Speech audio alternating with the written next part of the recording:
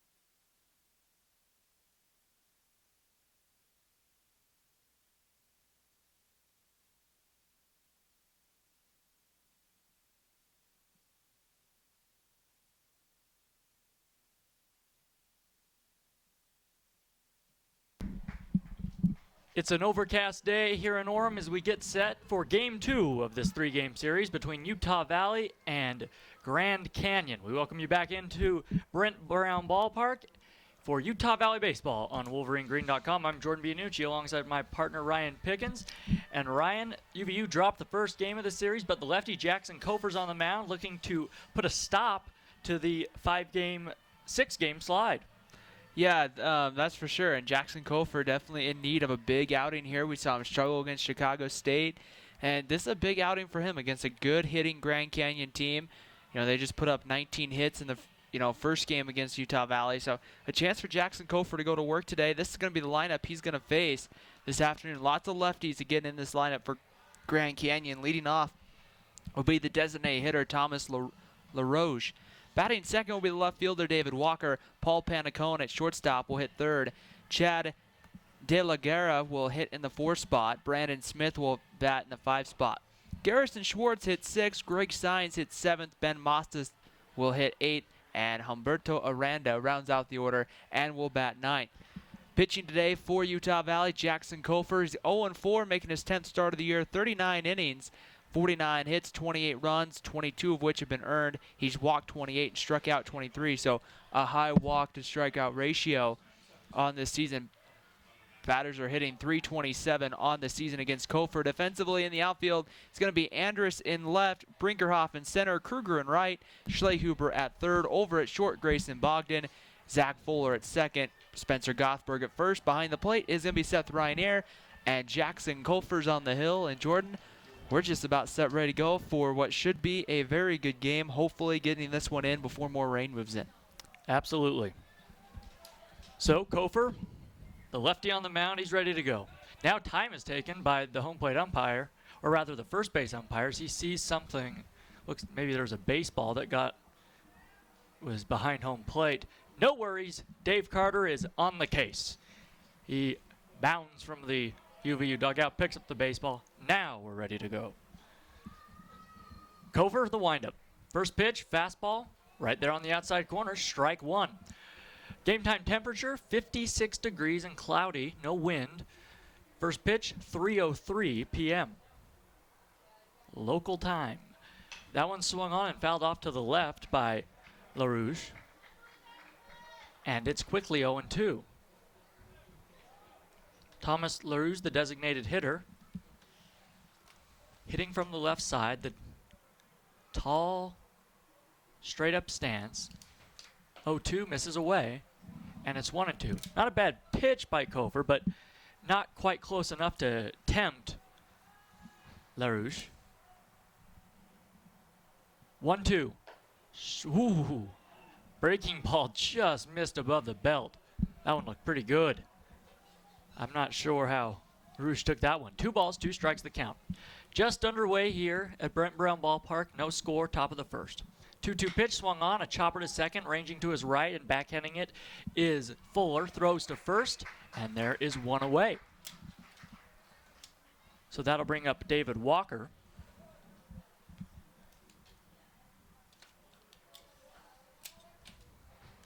Walker hitting .312 this season. He has struck out 18 times, however. No homers, 17 runs batted in for the left-handed hitter. Ball taken low and away. It's 1 ball, no strikes to him.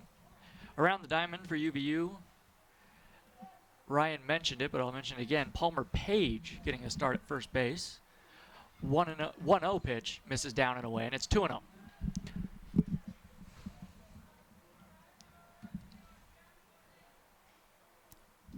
Kofer from the windup, the kick, the lefty throws. Slider, strike two, or rather strike one, I beg your pardon, on the outside corner. The count 2 balls, 1 strike. Not a lot of fans out at the moment. Maybe a couple hundred. 2-1 pitch, strike 2. There was a fastball right on that outside corner. A beauty from Jackson Kofer.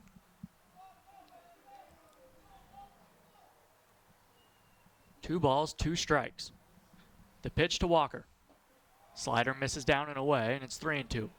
Waiting on deck is Panachon. No score, top of the first, base is empty. Lefty on lefty matchup. 3-2 pitch. Fastball, strike 3 called. On the outside corner, Walker was headed to first base. He thought it was ball 4. Instead, he'll head back to the dugout, and there are 2 away for Paul Panachon. Right there, it's one of those situations you always wait for the umpire to call it, because majority of the time when you start leaning towards first on that, a lot of times you're going to get rung up. The umpire does not like being shown up like that. Home plate umpire Javier Cantu for this one. First pitch fastball misses away. It's 1 ball, no strikes to Panachon.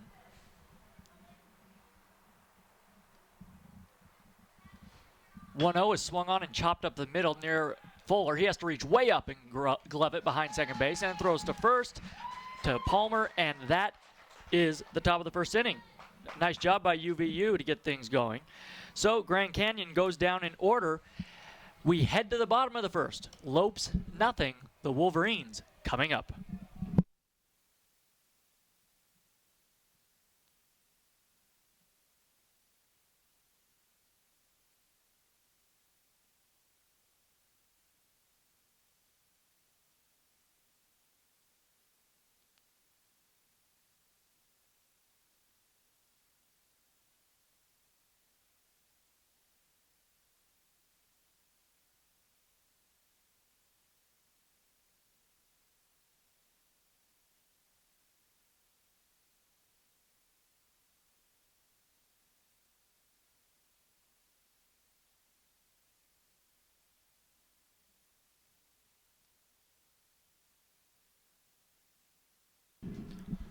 Bottom half of the first inning here at Brent Brown Ballpark. The Wolverines retire Grand Canyon 1-2-3 in the top half of the inning, and now the Wolverines come up. This is the lineup announced today by head coach Eric Madsen. Leading off in left field will be Cade Andrus. Mark Kruger hits in the 2 spot. Craig Brinkerhoff will hit 3rd. Zach Fuller will hit cleanup. Spencer Gothberg 5th. Palmer Page hits 6th. Seth Ryanier gets the start behind the plate tonight. He'll hit 7th. Jordan Schlehuber 8th, and rounding out the order will be Grayson Bogdan. Bogdan's really kind of settling into that 9 spot. Kind of just gives you another leadoff hitter at the bottom part of the lineup. Defensively for Grand Canyon in the outfield, David Walker's in left, Brandon Smith in center. In right field, it's going to be Garrison Schwartz. On the infield, Ben Mosseth at 3rd, Paul Panacone at short, Chad De La Guerra at 2nd.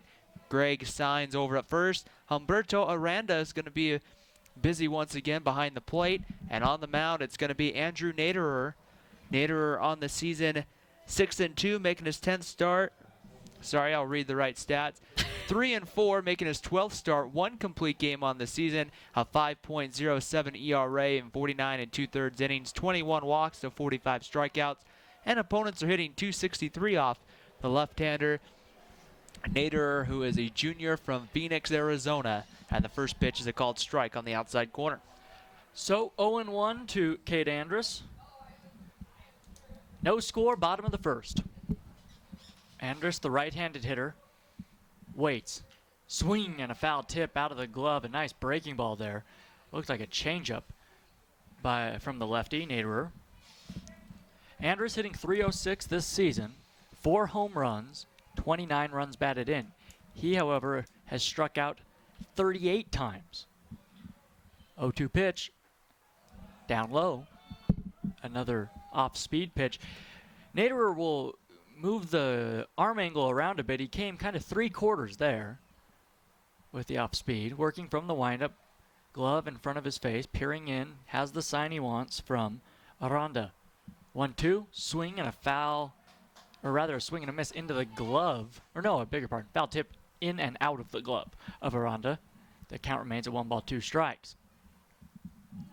Everybody pretty much straight away for GCU. Brandon Smith in center field playing a hair to the right, which is interesting because Andrus is a right-handed hitter. They're playing him to go the other way, it looks like. That pitch falls inside, and it's 2-2. Which is interesting because most of Cade Andrus' home runs and things like that this year have come to left center field. So I am kind of surprised to see, but Brandon Smith does have good speed out there. So maybe they're trying to maybe play more towards right center. 2-2, swung on and fouled off to the right side. There was the fastball at 87 miles an hour. Andrus just getting a piece of it there. Waiting on deck is Mark Kruger. No score, top of the first, base is empty. An overcast afternoon here in Orem. 2-2 pitch. Swing, little one hopper to the shortstop. He plays it. Panachone throws to first. Safe! What a job by Cade Andrus to hustle down the line. Panachone just didn't hurry up quite enough. He had the ball on a short hop. It one-hopped him, and then he played a short hop really nicely off the dirt, but did not get rid of the ball quickly enough. Yeah, Panachone there just a little bit too relaxed, and you kind of saw him feel it, think, oh, I have plenty of time, and then Cade Andrus, the great thing about Cade is he sprints out of that box, and by the time Panachone's throw got there, Cade Andrus had already touched the bag. So good hustle play there to get something started for Utah Valley. So here's Kruger as the throw goes over to first base. Lefty on lefty matchup. Kruger hitting 285. He was up above 300 just a couple weeks ago, but the Wolverines have since gone into a slump. They've dropped 6 straight, have not been hitting the ball well. The pitch to Kruger, a beauty, a fastball right there on the outside corner, strike one. And if you're Mark Kruger hitting from the left side with the lefty Naderer on the mound, that ball, the way he releases it, almost sidearm, it's coming behind you, it seems. Short lead at first by Andrus. Naderer checks him, now throws over again. Back in standing is Cade. Playing in about even with the grass at third base is Ben Mauseth. Greg Signs, the man at first, holding on Andrus. A man on, nobody out. Bottom of the first inning, no score. The pitch. Fastball, line drive, foul down the left field line. I say a line drive. A soft line drive off the hands of Kruger. He was late on it, and it's 0-2 to him.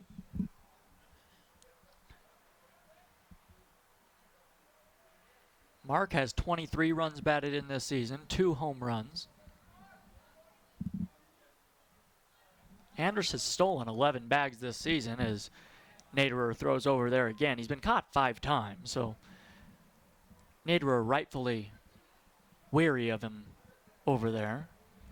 And one thing to watch out for, you do have the lefty on the mound, so he'll have that kind of straight up motion, then decide whether to go to first like we see there. He goes over there again. If he brings it straight up, that's fine. Now, if he makes any motion towards home, that's when that's when it kind of gets tricky as a base runner, because a lot of times then he's trying to deceive you, and that's Well, if he makes a motion. balk call. Yeah, exactly. If he makes a motion towards home, then goes to first, it's balk. 0-2 pitch. Fastball just misses off the outside corner. Pretty 0-2 pitch there by Andrew Naderer, and Mark Kruger was able to lay off. Craig Bringerhoff waiting on deck.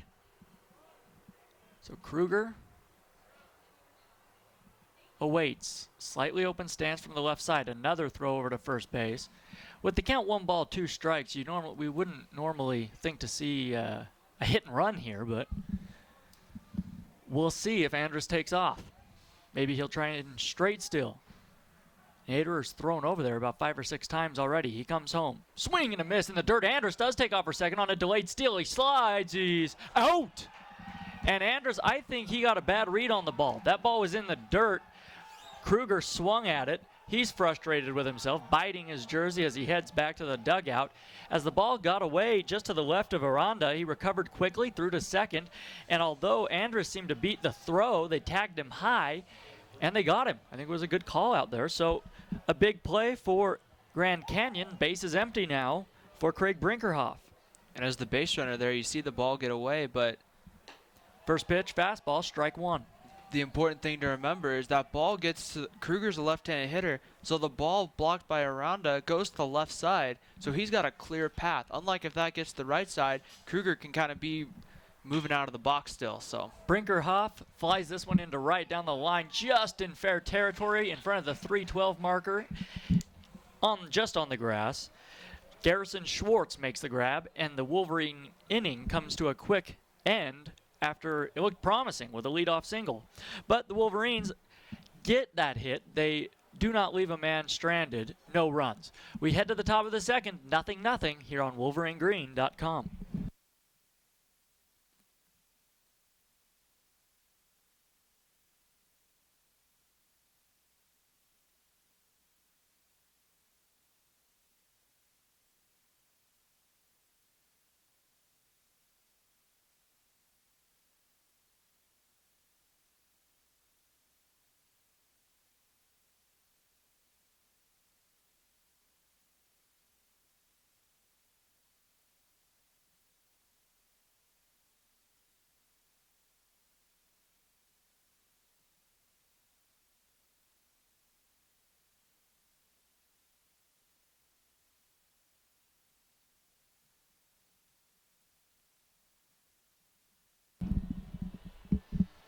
No scores. We begin the top of the second inning here at Brent Brown Ballpark.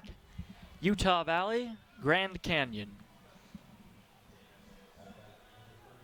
Grand Canyon took the first game of this series. It was played partially last night, and then they wound it up this afternoon earlier. Leading things off for Grand Canyon is De La Guerra. He takes a ball outside from Kofer. 1 ball, no strikes to him. There's a line drive, base hit into right field. L2 hop in front of Kruger out there. In there with a leadoff single is De La Guerra. He just got he's got the barrel of the bat out on that one and able to get good contact and just put it in right field. There's nothing nobody's going to be able to do about that hit there. Good job by De La Guerra to take advantage of that. So here's Brandon Smith playing center field this afternoon. De La Guerra, the man at first base, has stolen 5 bags this season. He's 5 for 6. Right-handed hitter, Brandon Smith, no batting gloves, standing straight up. Throw over by Kofer. Back in standing easily is De La Guerra. Palmer Page getting the start at first base today for the Wolverines. Usually we see Spencer Gothberg over there. Here's the pitch, a bunt shown by Smith, charging in at third. Fielding it is Schlehuber, throws to first. They get him, but a nice job by Brandon Smith to sacrifice De La Guerra to second base. There's one away. Routine sack bunt there, great job. That's a more difficult play there than it really appears by Schlehuber, having to come in, decide whether to glove it or barehand it. A lot of times you have to see them have to go barehand, and Schlehuber makes a nice transition and then throw across the diamond with some time. So a man in scoring position now for Garrison Schwartz. Hitting from the right side, or rather the left side, I beg your pardon. Slightly open stance. Standing straight up. The pitch to him. Swung on and lifted high into left field. Going back is Anders. Anders now on the warning track. Settling under it. Makes the one-handed grab. We're throwing to the cutoff man near third base. That's Bogdan. And quickly, just like that, there are 2 down. A ball that seemed to carry quite a bit. The wind not really blowing out toward left, just swirling as we look at the flag in right center field. That ball continued to carry onto the track, though. Yeah, the thing is with Jackson Kofer's not really an overpowering pitcher, so he's not one that's going to go out and strike out 12 guys every outing. He's going to be a guy that's going to work the corners. He's going to rely on those guys behind him to make defensive plays. And so that's going to allow, he's going to pitch to contact and, rely on those guys to make plays behind him. Speaking of contact, here's a slow over to short. Bogdan has it, throws high, the tag. No, he's safe. Throw home. They got him. He's out. What a play by the first baseman, Palmer Page. Grayson Bogdan came in, threw that ball high and down the line. Page came off the bag, swipe tag. I thought he had him at first. He missed the tag, however, but keeping what a heads-up play from Palmer, threw to home plate, and they got De La Guerra trying to score. So the Wolverines come out unscathed. We head to the bottom of the second inning. No score here in Orem. You're listening to Utah Valley Baseball on WolverineGreen.com.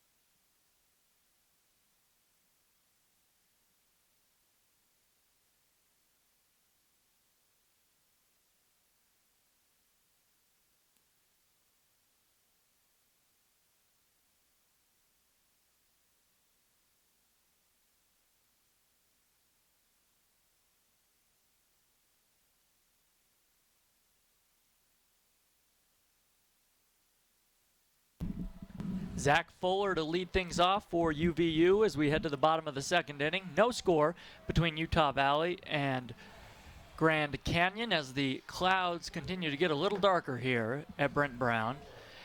It'll be Fuller, Gothberg, and Page. 4, 5, and 6 for the Wolverines. Back out on the mound is the lefty, Andrew Naderer for GCU. First pitch, fastball, misses down low. Now, Ryan, we were looking at the forecast in between innings, and what does it look like? Well, it's interesting because when we both got here before, it said, well, 30-40% chance. It's now gone up to like a 70% chance for rain at 4 and up to like 100% at 5. So both these pitchers are going to want to try to work quickly here to try to see if maybe we can't get this game in quickly. Naderer doing just that, as after a curveball fell in for a strike, Fuller lines one foul down the right field line. The count 1 ball, 2 strikes to him. You can see, I mean, typically I don't like to focus on things like the weather in, games like this, but you can just tell by looking out into right field, you're seeing those dark clouds, and not the kind of clouds we had last night where it just kind of, slowly took over. These are dark rain clouds that probably have some thunder with it. The radar doesn't look good. So, I mean, settle in, Jordan. We need to get this game going quickly. So I'm still going with my 1-0 bottom of the 9th walk-off homer idea. 1-2 off speed, misses inside. Now the 2-2 fastball misses in, and it's 3-2 to Zach Fuller. Fuller hitting .292 this season, has 1 home run, 14 runs batted in for the right-handed hitter. Swung on, lifted high into right field, easing under it is Schwartz. Now coming in a couple steps, will make the one-handed grab. And there's one away here in the second for Spencer Gothberg. And just as we start to talk about the weather, the wind starts to blow in lazily from right field.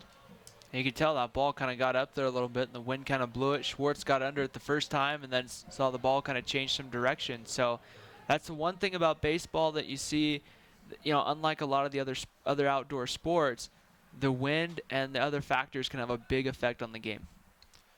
Here's the pitch, the first pitch fastball misses in. 1 ball, no strikes. Nobody on, 1 out here in the bottom of the second. No score. The lefty Andrew Naderer gave up a base hit to lead off this game, but the Wolverines couldn't get him home as a ball misses outside. It's 2-0. Now the wind begins to die down. Waiting on deck is Palmer Page. 2-0 pitch. Misses down and in. Gothberg takes it for a ball. It's 3-0. So the right-handed hitting designated hitter, we'll see if he's taking all the way here. Naderer working quickly. From the windup, he kicks and throws. Fastball. Wow, that was a pitcher's strike. A little bit off, maybe a couple inches off the outside. Called for a strike. Gothberg was taking all the way. 3-1. Gothberg swings and chops this one up the middle. Coming over is Pagachon, throws to first, and they got him. I looked down at my defensive chart and got tongue-tied there. Panachone, an easy play, although Gothberg with good speed made it close. But a 6-3 putout on the chopper to the left of Panachone up the middle. And they're 2 away, and the bases are empty for Palmer Page. Page, a left-handed hitter, so a lefty-lefty matchup here between him and Naderer. Slightly open stance for Palmer. The pitch to him, swing and a miss on a sweeping breaking ball, and it's 0-1. Palmer Page has only had 33 at-bats this season, hitting .333, getting the start at first today. 2 outs, nobody on, no score. Bottom of the 2nd inning, the 0-1. Misses well away off the plate, a breaking ball. 1 ball, 1 strike the count. Should Palmer Page reach, it would be Seth Rainier waiting in the on-deck circle. The 1-1 pitch. Swung on, line drive into left field, coming in and over. Not going to be able to play it. Walker misread it. He played it coming in. Now it went right past him. Heading to second with a stand-up double as Palmer Page. So Page lined one into left. Walker came in and to his right as if the ball was going to hang up for him, and he completely misread it. The ball was well wide of him, and in there with a double is Page. I'm not sure even if he reads that right, Page is held to a single, but either way, the Wolverines have a runner in scoring position with 2 out. Had he read it the right way, though, it might have prevented it from getting past him for sure. It's all about playing the angles, and you take a bad angle or a bad route on a ball, that's the difference between catching it and a situation like that where it gets past you for a double. First pitch, fastball called for a strike. 0-1 to Rainier. Rainier hitting from the right side. Page with pretty good speed at second, good-sized lead. The lefty, Naderer from the stretch. Checks the runner, now comes home. Swung on, little looper into center field, coming over Smith, it's gonna fall. Here comes Page rounding third, he will score. In there with an RBI single is Seth Rainier, and UVU leads it 1-0. Nice job by Seth Rainier. Nothing really hard hit, just went back up the middle, and it dropped in front of Smith in center, and Rainier picks up an RBI, his 14th of the year. And right there, that's just a good, hit kind of back up the middle there. Falls just in front of Brandon Smith. Good base running by Palmer Page. Immediately when that ball lands, he's sprinting for home. That's great base running by Palmer Page. As soon as that ball he scored, he took off on contact with 2 outs. So a great job by, everybody on that play. Nice piece of situational hitting for UVU. Runner takes off. They throw to first. They haven't picked off. Throw to second. Now he's in a rundown, and Seth Rainier is going to get caught. It went to Signs, and Signs through to Panachone, the shortstop covering second, and they got him. So Rainier is picked off first base to end the inning. However, the Wolverines get a hit. They get a run. Nobody's stranded. We head to the top of the 3rd. Wolverines 1. Antelopes, nothing. You're listening to Utah Valley Baseball on WolverineGreen.com.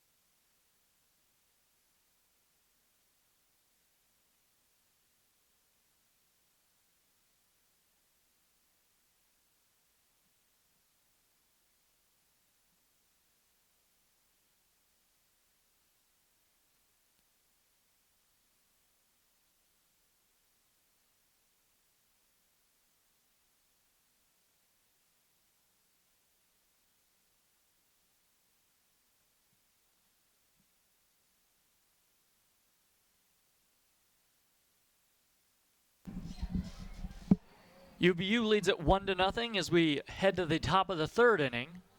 Jackson Kofer, the lefty, back out on the mound for the Wolverines. He'll face Ben Mauseth, Humberto Aranda, and Thomas LaRouge. 8, 9, and then the top of the order. And to tell you all about it, here is Ryan Pickens. Thank you, Jordan. As Jackson Kofer heads back out to work here with a lead. So a good opportunity for the freshman to get on the positive side of one here. But he's got some work to do as Ben Mazeth stands in and takes the ball low and away for a ball. 1 ball and no strikes. Mazeth, Aranda, and LaRoche coming up. The 1-0 pitch swung on, and that one's going to be chopped foul over past the Wolverine dugout. Evens the count at 1 ball and 1 strike. Mazeth on the season hitting .225. .318 when leading off, so he's had a good opportunity here. He's getting his second at bat today on the right side. The 1-1 pitch, that one comes popped up into shallow right center field. Coming over Kruger, he's going to give way to Brinkerhoff, and he makes the play for the first out here in the 3rd inning. So if you're Jackson Kofor right now, this first couple of innings, you've done a good job of getting the outs you need, Jordan, and it's one of those situations for him. Build some confidence, have a good outing, and this is a good opportunity for Jackson Kofor to set a tone for the rest of the season. Definitely. And the rest of just looking right now, the rest of the game, a shutdown inning here would be big. First pitch to Humberto Aranda misses away for a ball, 1 ball and no strikes. Aranda caught last night's 4 innings and then caught the remainder today and is back behind the plate for game 2. The 1-0 pitch swung on and fouled away and will even the count at 1-1. So not quite a full doubleheader as we discussed in the first one, but that's still going to be, a lot of innings that he's going to be down behind home plate. A lot of times you'll see if you play a game or even a part of a game and then another full one that typically you won't have the same catcher in there. That one misses away for ball 2, and it's 2 balls and a strike on Aranda. And Seth Rainier, of course, doing the same, getting the start in both ball games. And that one's popped up, and that's going to go foul, and we'll make the count now 2-2 on Aranda. 2 balls and 2 strikes on the Grand Canyon catcher. Aranda, a senior out of Yarnell, Arizona. And the 2-2 pitch coming home. That one swung on, and once again will be fouled away up over the first base concourse. And we'll have another 2-2 pitch coming. New baseballs ran out to our home plate umpire, Javier Cantu. Yeah, Dan Payne, the first base umpire, and Jason Benson at third. 2 balls and 2 strikes. Kofor kicks and delivers home the breaking ball, and that just missed off the plate, ball 3. Maybe a little high as well, but the count will run full. 3-2 on Aranda. Aranda even stance in the batter's box. Bends the knees and comes ready to go. Kofor delivers the 3-2. That one bounces in the dirt, ball 4. And that 1-out walk surrendered here by Jackson Kofor brings us back to the top of the lineup and Thomas LaRouche. So Kofor, of course, not what you want to see there to put a man on for the top of the order in LaRouche. He'll have to work out of a little mini jam here. Kofor on the season, though, 28 walks, well now 29, and 23 strikeouts. So he does that strikeout to walk ratio not extremely good. LaRouche hits that one hard, and that one mishandled by Bogdan. It's going to get into center field. Taking the turn and trying for 3 is Aranda. The throw into Fuller. No one was covering the bag as Aranda turned and went back to second. So Grand Canyon threatening for the first time here in the 3rd with a couple of men on. Here comes David Walker. Yeah, that ball was absolutely scorched to Bogdan at shortstop. It one-hopped him. If he could have handled it, it would have been a sure double play. But that, you can't blame him. That's a hit all the way. That one was absolutely crushed, and that one's going to leave a bruise on Bogdan's chest. That one caromed off his chest about 15, 20 feet into center field. So with 1 out, David Walker stands in from the left side. Walker had a couple of sacrifice bunts in the earlier today, and the first pitch comes, and that one sits on the outside corner, and it's a called strike, 0-1. Walker hitting .310 on the season, went down looking on strikes back in the first on a good pitch from Jackson Kofor that just froze him. No balls and 1 strike. Kofor working from the stretch, the far left side of the pitcher's mound. 0-1 pitch. Wines delivers home, breaking ball. That one stayed up high, and it's 1 ball and 1 strike.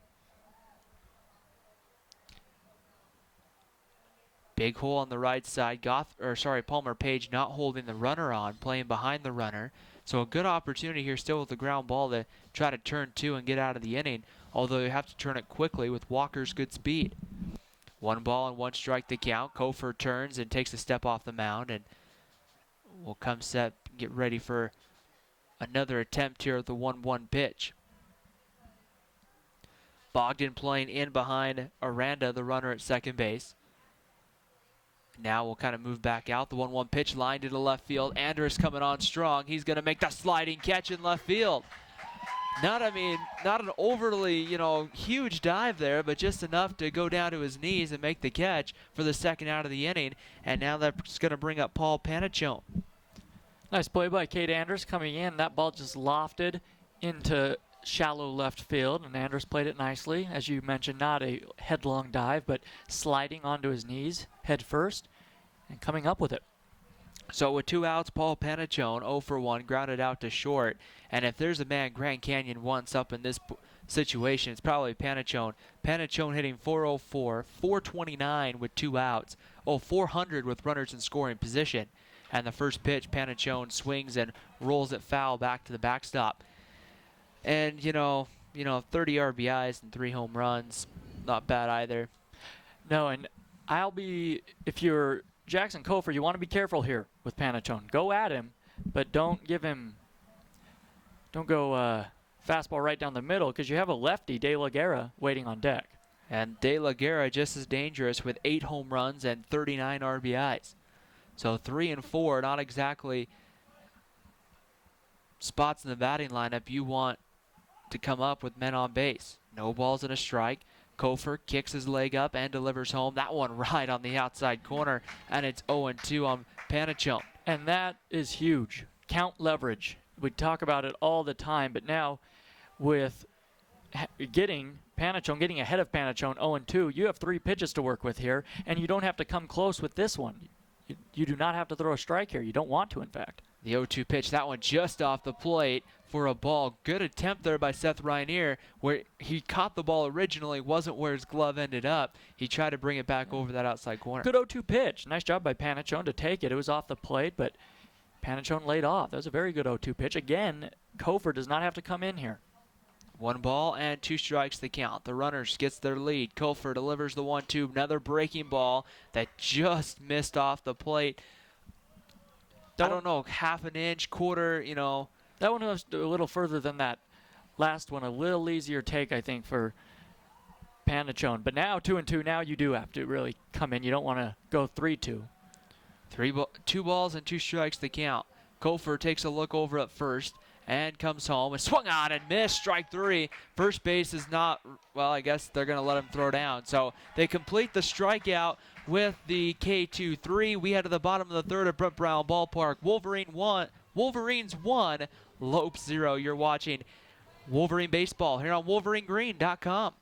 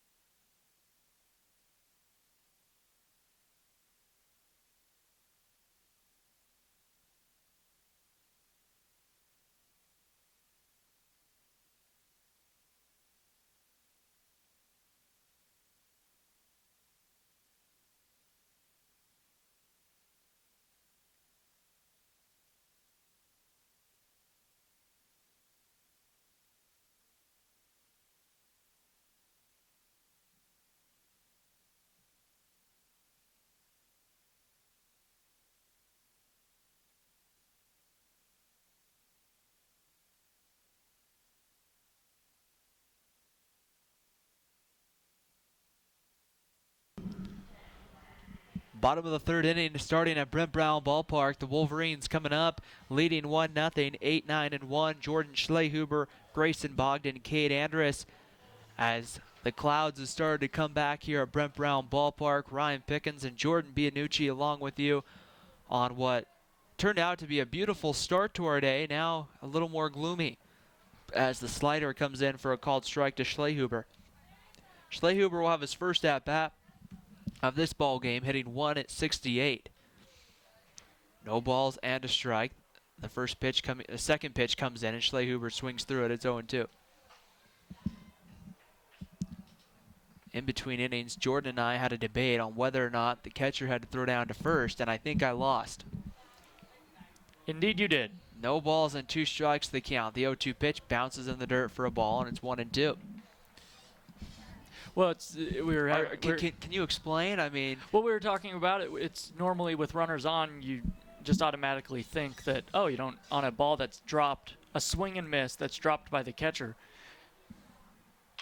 1-2 pitch. Schlehuber taps it right back to Naderer, who throws to first in time for the first out here of the 3rd inning. On a swung third strike, not caught by the catcher, of course, you have to throw down to first. That is, unless there are men on. There were men on, but if there are men on with 2 outs, you still have to throw down to first. That was what we were talking about with 2 outs. And so that's the distinction there. It reminds you of the 1941 World Series when in Game 5, with the series tied at 2 between the Yankees and Dodgers at Ebbets Field, there were 2 out, nobody on in the bottom, or rather in the top of the 9th inning. As the first pitch to Bogdan goes low for a ball, 1-0. And a ball got away, a third strike, swung on and missed. Ball got away from the Brooklyn catcher. The Yankees continued the inning and rallied and won that game and series. Bogdan lines that one, and that's just going to go foul as it hits our third base umpire. And I think that ball was fair when it hit our third base umpire. But I think quickly throwing his hands up in the air was third base umpire Jason Venzen. And so I would think there that's going to be, I mean, that's a tough call there for Grayson Bogdan. Well, I asked Clint Berge, our official scorer, because when I saw it, I was watching the ball and I didn't notice where our third base umpire, hopefully he looks to be all right, Jason Venzen was, but he was in foul territory. So they're saying that it's definitely a foul ball, and they're giving him some time. And Eric coming out to have just a word with Javier Canto, I think probably just asked that question maybe.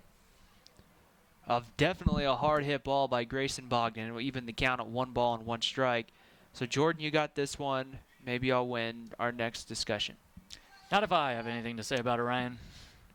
Sometimes broadcasters even get competitive. 1 strike the count. The pitch comes home. Bogdan swings, hits that one to left field, and that's going to go foul as well. It just hit off the final part where the wall jets out to center field. It just kind of hit off that back portion and goes foul. So Bogdan with a couple of good swings, a couple of hard hit balls, but have just been foul, and he'll step back in the box to a 1-2 count. Yeah, 2 balls that have been crushed by Bogdan. If he can straighten that out, as they say, he'll have extra bases. 1 ball and 2 strikes the count. The lefty, Naderer, looks in, gets the sign, winds and delivers. Swung on and missed. Strike 3. Grayson Bogdan chased one that might have been out of the zone for the second out of the inning. The second strikeout for Naderer. And now we go back to the top of the lineup and Cade Andrus. Yeah, that was a great pitch, though. Pulling the string there with the off speed was Naderer.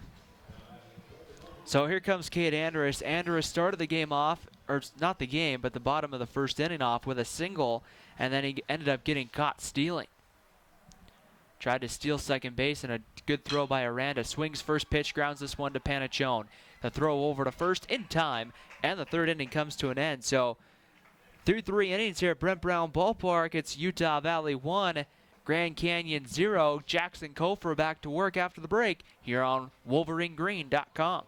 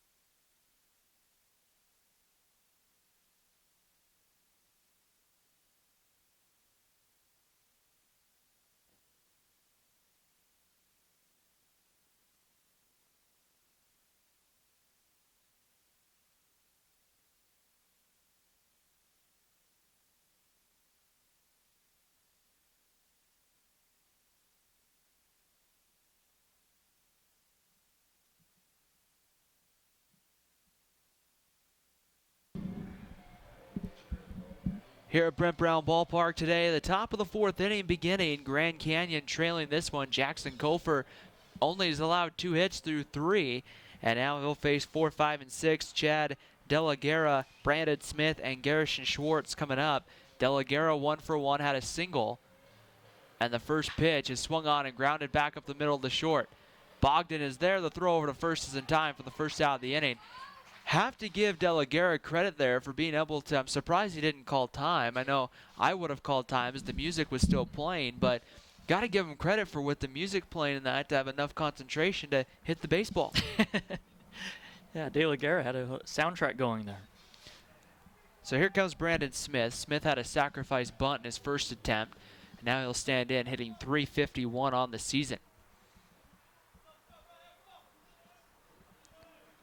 Kofer working here from the windup, steps on the mound and delivers home the 0-1, and the pitch is in there for a called strike, and it's 0-1. Garrison Schwartz on deck. Kofer settling in here nice this afternoon. No balls and a strike. The kick and the delivery comes in. That one misses away, and the count goes to 1 ball and 1 strike. Bogdan playing about 2 or 3 steps deep on the grass. That's not unusual for Grayson Bogdan. No, but deep in the hole as well.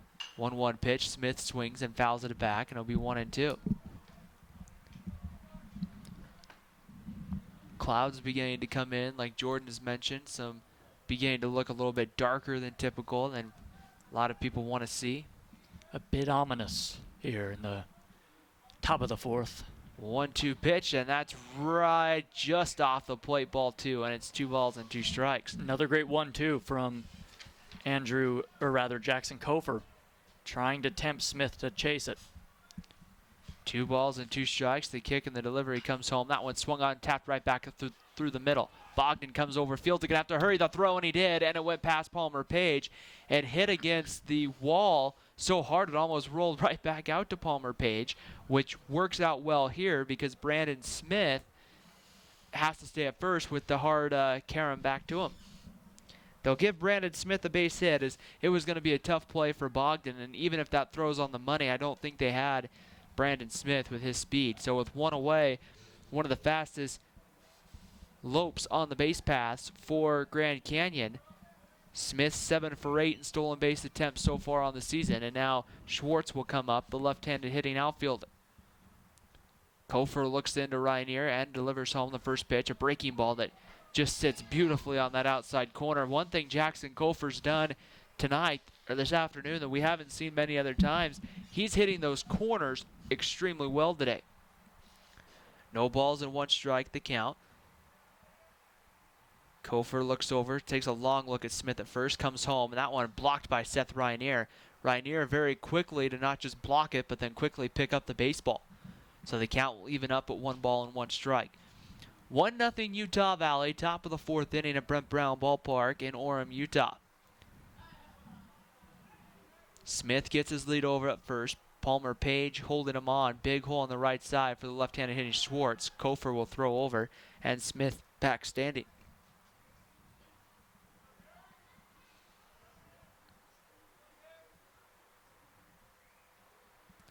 One ball and 1 strike. The left-hander Jackson Kofer set on the mound. Infield up the middle, double play depth. Swung on by Schwartz, and that one will be fouled away, and we'll have another 1-2 pitch. It is almost silent here at Brent Brown Ballpark right now. Not very many fans on hand this afternoon. Many probably staying away. You'd be thinking it might rain, and it may. But it's Atlanta, it's Turner Field quiet right now.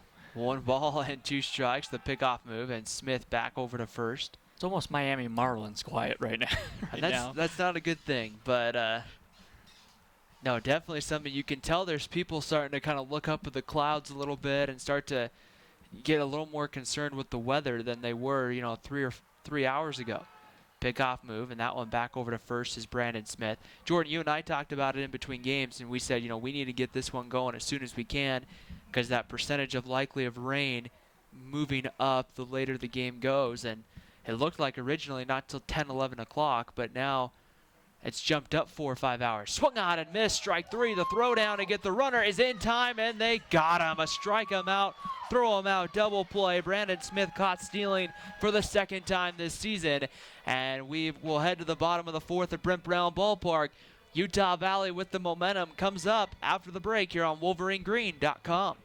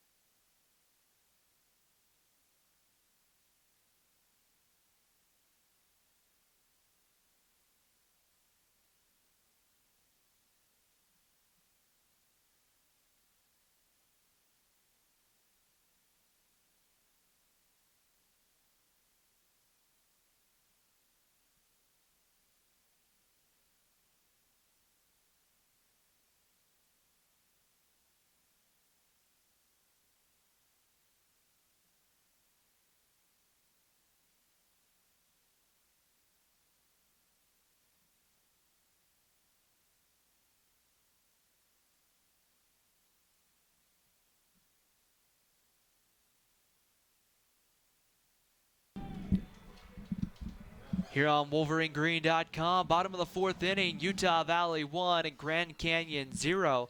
It's going to be 2, 3, and 4 coming up against Andrew Naderer, Mark Kruger, Craig Brinkerhoff, Zach Fuller. And Mark Kruger 0 for 1, went down on strikes back in the first, and he swings and misses at the first pitch there. A great breaking ball that just fell off the table, and it's 0-1 to Mark Kruger. Kruger playing right field today, batting average at 283. The 0-1 pitch, breaking ball. This one stays high and tight, and the count evens up at 1 ball and 1 strike. Utah Valley back at home Tuesday night. 6 o'clock first pitch, crosstown rival BYU in town.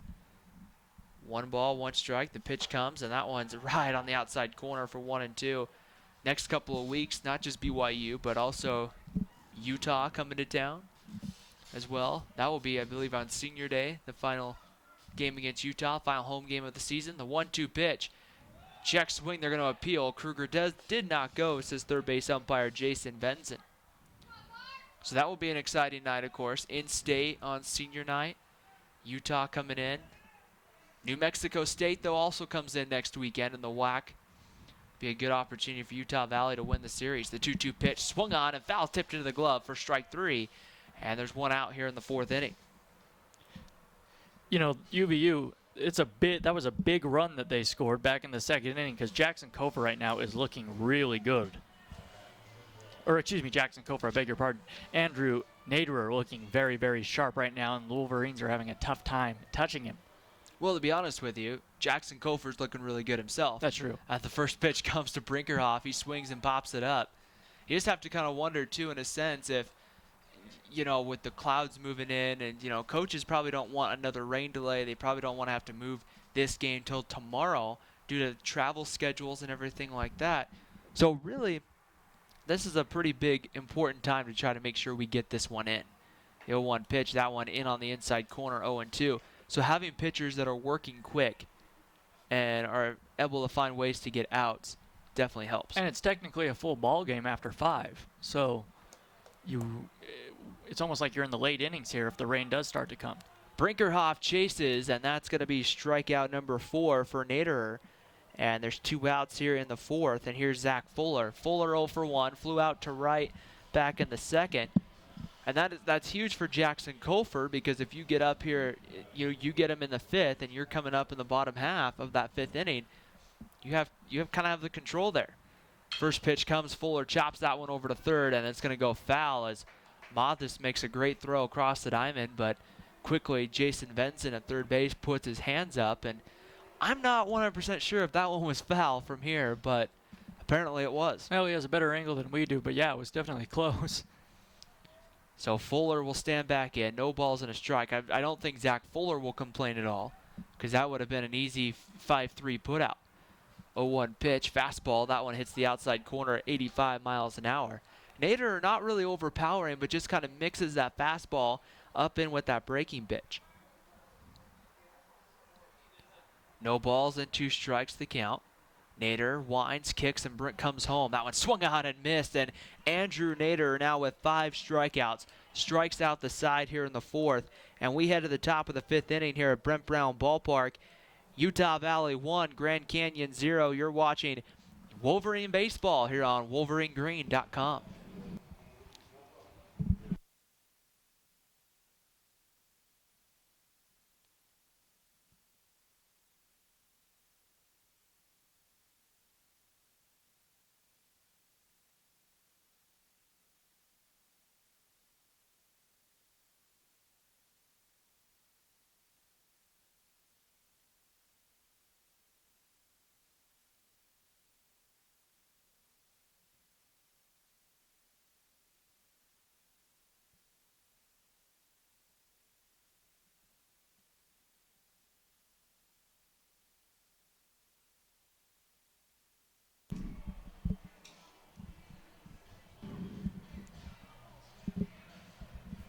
Top of the 5th inning, getting ready to start here at Brent Brown Ballpark. Jackson Kofer has pitched well so far through 4.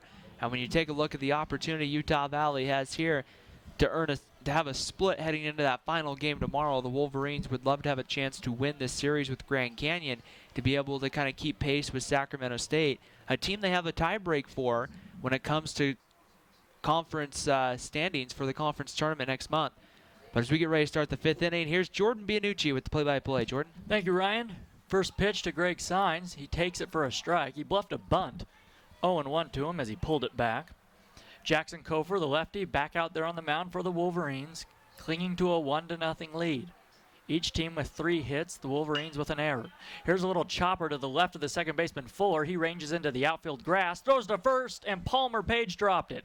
It was a low throw. Page, however, went down to catch it, reached down with both hands, and he just dropped it. That's not a great throw, but that's one I think Palmer Page will tell you he has to have, and it is rightfully an error on Page. And boy, what a mistake that is. A routine ground ball should be 1 out, bases empty. Instead, the tying run is on for Ben Mouseth. First pitch to him, he shows bunt. Fastball misses down and in, and it's 1 ball, no strikes to the right-handed hitter. So Palmer Page, we mentioned, just getting his, I'm not sure if it's his first start at, not his first start at first base, excuse me, but has not played there a lot this season. Spencer Gothberg, the usual first baseman for UVU. The corners are in for the Wolverines, playing the bunt. Middle infield, double play depth. 1-0 pitch coming as Museth shows bunt right away. Now he bunts it and bunts it foul back behind him near the Wolverine on deck circle, and it's 1-1. As the clouds continue to roll in and darken, the fans move up beneath the overhang, the rooftop here, up closer to our booth. 1-1 pitch, bunt pulled back, strike called on the outside corner. Mouseth did not like the call. It was one of those fastballs that was on the outside corner, maybe a little bit off, and now the count's 1-2. You're starting to see that wind pick up. It's starting to bring back a lot of memories to last night's ball game, and it's one of those situations here for Jackson Kofer to try to see here if you can retire the side. 1-2 pitch, fastball misses high and away, snap throw down to first, back in diving safely is Signs. That wind blowing in from right field pretty well right now. Not quite gusting, but not a slight breeze either. And it looks, if you look beyond left center field, like the rain has really started to fall toward the mountaintop. That one chopped to third. Going to second is Schlehuber. On to first. Safe at first base is Mouseth. A fielder's choice. It'll be a 5-4 fielder's choice for Mouseth. He's safe at first. Retired from the base paths is Greg Sines. So here's Humberto Aranda with a man on and a man out in the 5th. 1-0, the Wolverines leading Grand Canyon. The lefty Kofer working from the stretch, peering in, the glove resting on his right hip. Now comes set, belt high, checks the runner at first. Throw over, back in standing is Mouseth. This inning began with a ground ball to second base. However, the throw was low. Palmer Page dropped it at first base. That allowed a runner to reach. Now after the 5-4 fielder's choice, still a runner on first, 1 out though. The pitch, swing, line drive down the left field line, base hit. This is going to be extra bases. Heading for third is Signs. He will stand in, or excuse me, heading to third is Mouseth. He'll get in there to third base. Heading in with a double safely at second base is Aranda. And there are 2 men on, nobody, or 1 out here for the top of the order, and Thomas LaRouge. Jackson Kofer, we've seen him through times this year. He's gotten through 4 innings just fine. He gets into this 5th inning is kind of when he tends to struggle, and that's just a pitch, a fastball left up in the zone, and you get to the college level. High school, you can get away with that a little bit. You get to the college level, you're not going to be able to get away with that. That's a pitch, you leave that up. Good Division I hitters are going to be able to hit that, and Humberto Aranta did that there and just put it right down that left field line. Indeed he did, and here comes Dave Carter, the pitching coach for the Wolverines, to have a chat with Atkinson and Kofer on the mound as Thomas LaRouge will come up. LaRouge, the leadoff man, hitting .358 this season. And I said Jake Atkinson, I beg your pardon, Seth Rainier out there, the catcher. LaRouge crowding the plate. Standing up straight from the left side, slightly bent at the knees. The pitch to him, swing and a foul back to the screen. First pitch breaking ball from Kofer. Lefty on lefty matchup. LaRouge is 1 for 2 today facing Kofer. Bounced out in the first and hit a hard ball to shortstop that caromed off Bogdan's chest into center field in the third. He was credited with a single. Man on second and third, 1 out. The pitch, swing and a chopper to shortstop. Bogdan will charge. 1 run will come to score. Throw to first. They got him. And a big second out. However, a nice piece of hitting there by LaRouge just to put the ball in play. He picks up an RBI, and we're all tied at 1. Yeah, and that's a good play by Bogdan there. Although you don't want to get that run to score, you at least get an out, and that's the important thing there. Bogdan makes a nice play. Fields it cleanly, throws across the diamond, and so a big second out there because now you're 1 out away. You don't have to surrender the lead. Tied at 1. Here's David Walker. Walker shows bunt, and the ball gets away to the backstop. The run will come in easily to score, 2-1. The Lopes take the lead as that was a hard breaking ball in the dirt. I don't know if Rainier got crossed up or what happened, but it got away from him. Never really had a chance at it. That was a sharp breaking ball in the dirt, and it just hopped all the way to the backstop. I don't know. Maybe at first they thought maybe Walker made contact, but he clearly pulled that bat back. There was no way he made contact with it. That's a tough play if you're a catcher with a bat out there in front of you, and you have to try and block it. After seeing that, now a ball misses, 2-0. So the bases are empty now. 2 outs. David Walker, the left-handed hitter, open stance. Hitting .308 this season. Swing and a chopper foul near the first base coach's box. And the count's 2-1. So the Lopes scored 2 here in the 5th inning, and it all began with an error at first base. But since then, a fielder's choice, a double, and now a pass ball.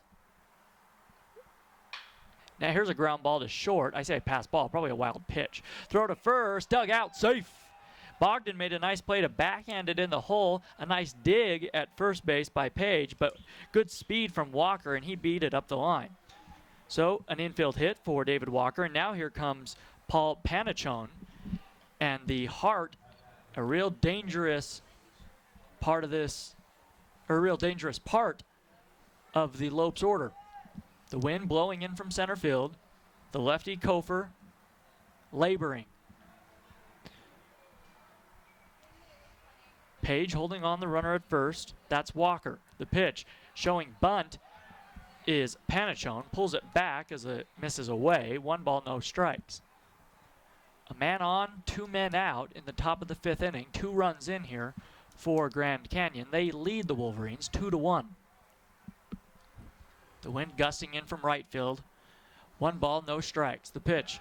Nope. He'll throw over to first base. Back in standing is Walker. Walker has stolen 2 bags this season. He's been caught 4 times. Bogdan playing deep in the hole at shortstop and on the outfield grass. couple of steps. 1-0. Ball misses down low, breaking ball, and it's 2-0. Nobody getting warm in the pen for the Wolverines. Kofer trying to work out of the jam. He's given up 2 runs, one of them earned in this inning. 2-0 coming to Panachone. The right-hand hitter swings and chops it to third. Charging at Schlehuber, has it on a high hop, throws to first, and the inning is over. However, the Lopes get 2 runs on 2 hits. They leave a man stranded. We head to the bottom of the 5th inning. The Wolverines will look to answer.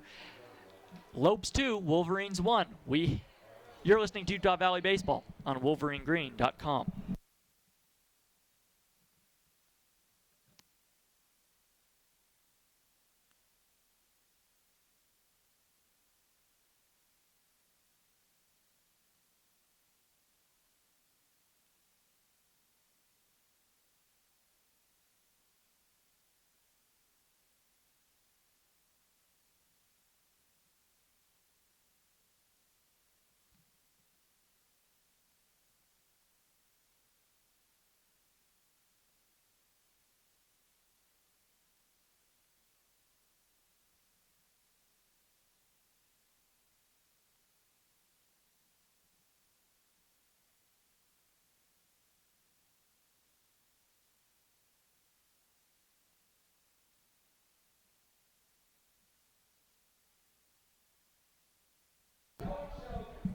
Back here at Brent Brown Ballpark, where the weather continues to deteriorate and the wind now blowing with gusto in from right field.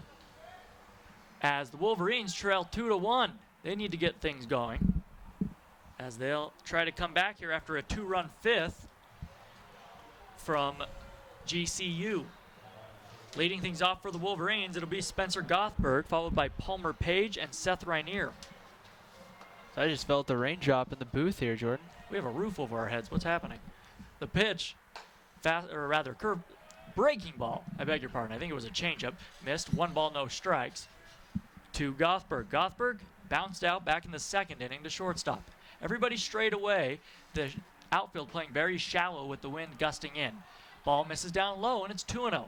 Andrew Naderer has pitched very well up to this point, only giving up 1 run on 3 hits. The pitch swung on, line drive back. Oh, and it's snared by Andrew Naderer. What a play. That ball was lined up the middle to the right of Naderer with the glove on his right hand. He just kind of brought his glove towards his body and snared the ball. I don't even think he meant to do it. That was completely instinctual, and what a play by Naderer. I've never seen a ball really caught like that before. It handcuffed him, and he almost swiped at it and caught it. That was a nice play by Naderer on the mound, as now rain does begin to fall here. It's not like a strike take, or excuse me, was that a swing there by Palmer Page, 0-1. And it's not like Naderer threw the glove up to protect him. He just kind of, I think, saw the ball and just kind of said, well, how can I just get the glove up there? And he just happened to catch it. Exactly. There's a strike called, and it's 0-2. As the wind begins to gust, raindrops begin to fall here at Brent Brown. 2-1, Lopes leading, bottom of the 5th. The pitch, there's a chopper foul. No, a swing and a miss, they say. The ball gets away from Aranda back toward the UVU dugout, heading to first safely with the strikeout is Palmer Page. So a break for the Wolverines. That's a big opportunity. If you're Utah Valley, this is a big inning to try to see if you can't regain that momentum and find a way to tie this ball game up. That's a big opportunity now. You got to get something started, and Naderer's been in the zone, so maybe something like that can rattle him a little bit. Man on, man out. Bottom of the 5th. 2-1, Grand Canyon. The pitch to Rainier. Grounds it. Foul down the third base line. 0-1 to Seth Rainier. Rainier has the only RBI for the Wolverines this afternoon on a single that scored Palmer Page back in the 2nd. That put the Wolverines up 1-0. However, the Lopes scored 2 in the top half of the 5th inning. We're in the bottom half of the 5th. They lead 2-1. A throw over to first base. Back in, standing, is Palmer Page. So Page at first, 1 out. No balls, 1 strike the count as the umbrellas come out here in the stands at Brent Brown. Seth Rainier, the right-handed hitter, stands up straight, even stance, crowding the plate. Now the pitch to him. Fastball swung and lifted high into right field. Going back now, the wind really blows this one in. And coming in to make the grab is Schwartz. Schwartz went back and then came in maybe 10 steps, almost trotting, almost running in as that wind completely took hold of that ball and brought it back. 2 outs now for Jordan Schlehuber. It's a day like today that I really would hate to play the outfield because, I mean, you just think of it. I mean, that ball gets up there in the wind, especially a high fly ball. Who knows where that ball is going to go when it gets up in that wind? So Schlehuber with a man on first, looking to prolong this inning. Fastball misses up high to him. 1 ball, no strikes to the Wolverine third baseman. Schlehuber has not had a great year from the plate, only hitting 167. No homers, 14 runs batted in. But he has been good at third defensively. 1-0 pitch, swung on, ground ball to short, a candy hop, backhanded by the shortstop, throws to first on 1 hop. They got him. Panachone made a nice play to get to the ball, but then 1 hop the throw, a nice job by Greg Sines to, I want to say, didn't dig it out because the ball hopped right to him, but they get Schlehuber. So the Wolverines, no hits, no runs, they leave a man stranded. The Wolverines trail 2-1 as we head to the top of the 6th. You're listening to Utah Valley Baseball on WolverineGreen.com.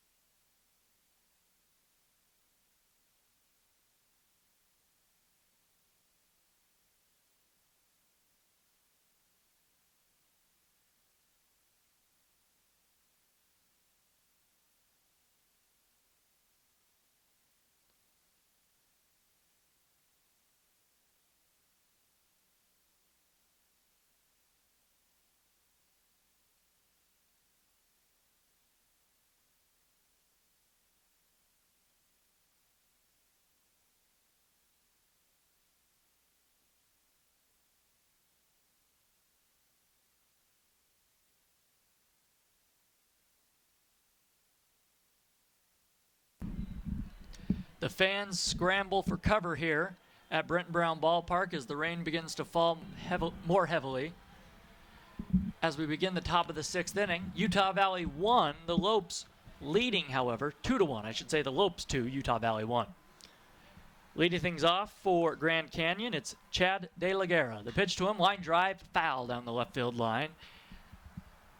0-1. Back out on the mound, it's Jackson Kofer. He's pitched very well so far. Has surrendered 5 hits and 1 earned run, 2 runs total. Curveball misses up high as the lights come on here at Brent Brown Ballpark. 1 ball, 1 strike to the left-handed hitting De La Guerra. So the wind blowing with gusto in from right field, and that rain falling pretty steadily now as a breaking ball finds the inside corner, and it's strike 2. That was a beauty from Kofer. So if you're a pitcher right now, you're really struggling. Everybody is to stay dry, but especially the pitcher, to keep that ball dry, keep your hand dry. The 1-2 on the way. That one swung on, chopped right back to Kofer at the mound.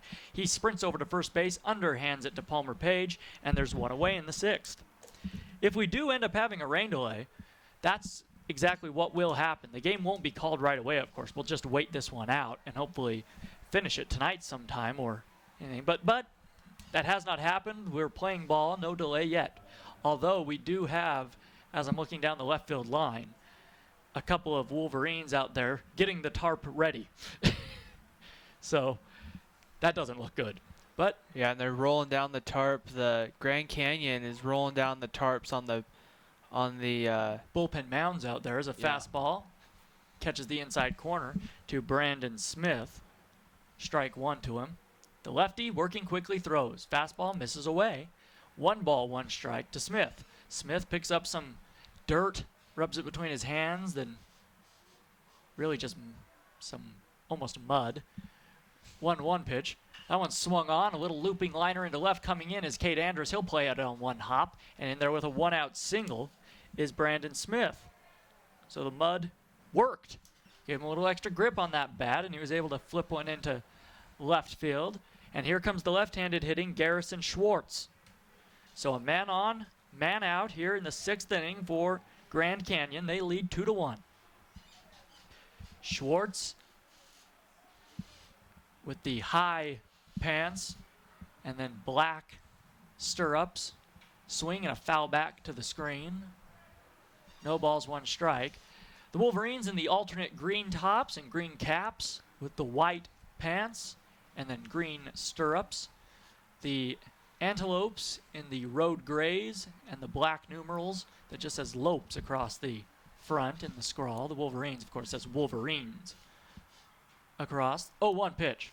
Swung on, or excuse me, not swung on, check swing. Check swing as a ball was in the dirt. It was barely even a check swing. More of a flinch, I would say, at the plate, but a nice stop by Rainier behind home plate. Count even at 1 ball, 1 strike. The rain has not really picked up. Now just maybe about the same. Just falling steadily, but you can play in it. 1-1 pitch. Fastball misses well away off the plate, down low as well. 2-1 to Garrison Schwartz. It's just interesting that they're covering the bullpen mounds right now, because if someone has to go get loose, they're going to have to either have them just throw on the warning track or uncover the mound. So they must be expecting this to get worse or thinking it's going to or something. Throw over to first base. Back in is Smith easily. And if we've looked at the forecast, and it is supposed to get worse as far as the rain and wind is concerned. So they're preparing for that. The tarp is located down in the storage area down the right field line here. Runner takes off, got a great jump. Now the ball gets away from Atkinson. The runner can't see it. Smith slides into second. He may have been able to, well, not take third. However, he has good speed. Could have tried, but he did not see the ball get away. He was taking off on the play, so it'll be a stolen base. The count now 3-1 to Schwartz with a runner in scoring position. Grand Canyon getting everything covered down the right field line, and Seth Rainier will go out and have a quick visit here with Kofer. You know, really Jackson Kofer, although he's given up the 2 runs, really has pitched very well this afternoon. And, you know, one of those situations for Jackson where you need to have a good outing here as we get late in the season. Every game is going to become important. So from the stretch, Kofer checks the runner at second. Short lead for Smith back there. Swung on, line drive into center field rather. Playing it on 1 hop is the center fielder, Brinkerhoff. And because Brinkerhoff was playing so shallow with the wind blowing in from center field, Smith has to hold at third base. So runners on the corners with 1 out for Greg Sines.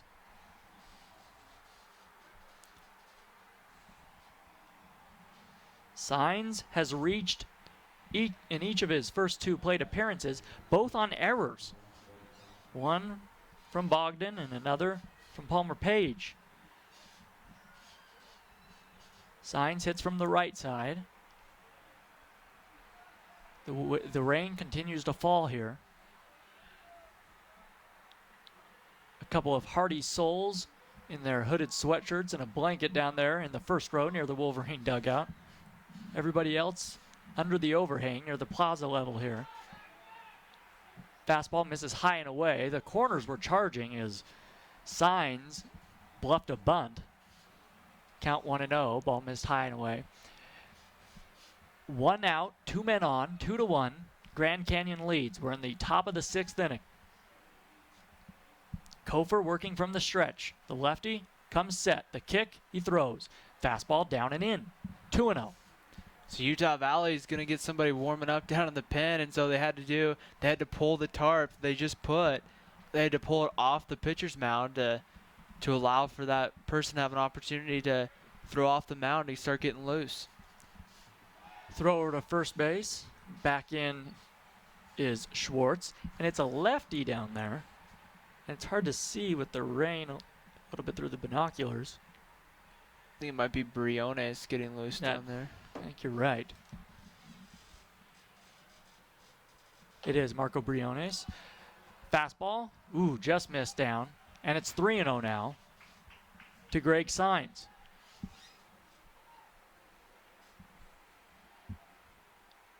the rain seems to have let up just a touch at the moment.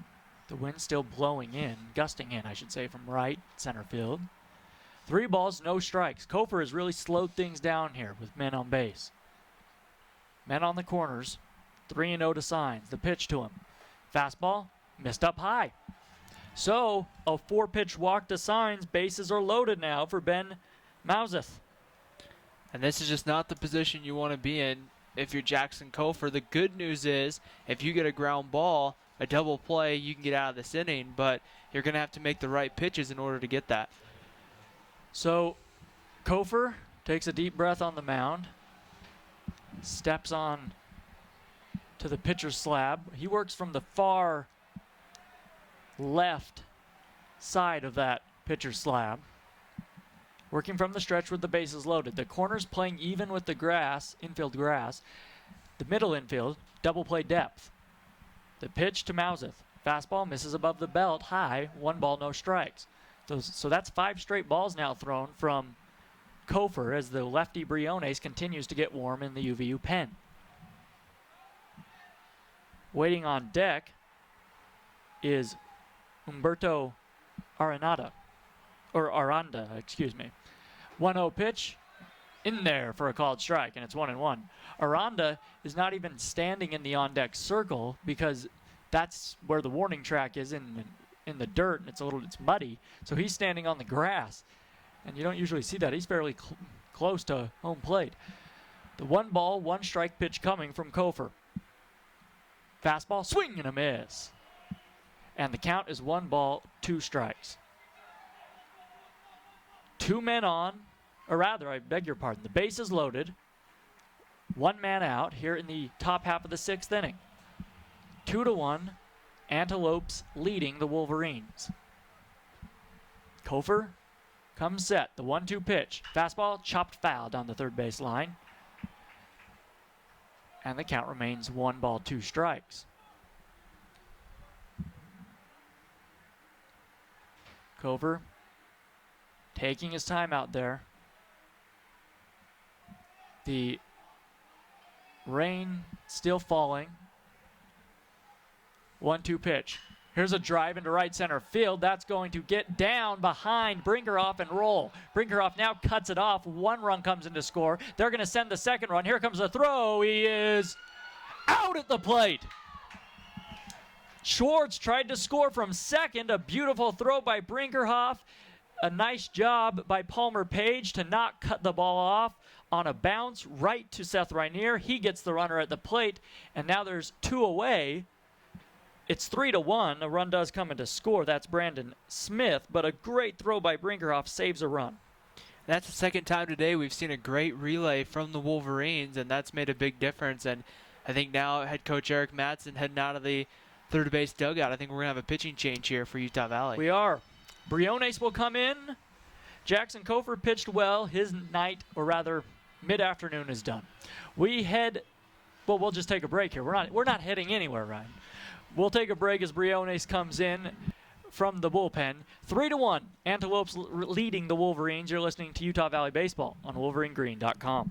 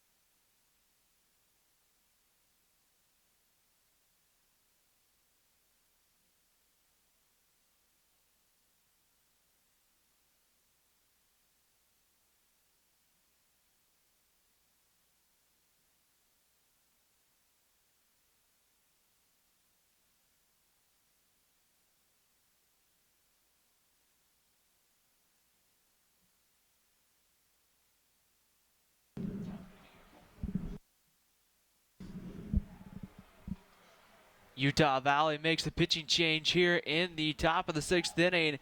Grand Canyon with 1 run against in this inning against Jackson Kofor. Utah Valley is going to go to the freshman left-hander from Los Angeles. Marco Briones is going to come in the game. Briones on the season 1-1, making his 11th appearance, 15 1/3 innings, 25 hits. He's allowed 9 runs, 7 which have been earned, 5 walks, and 11 strikeouts. Opponents are hitting .373 against him. He's 1-1 with a 4.11 ERA.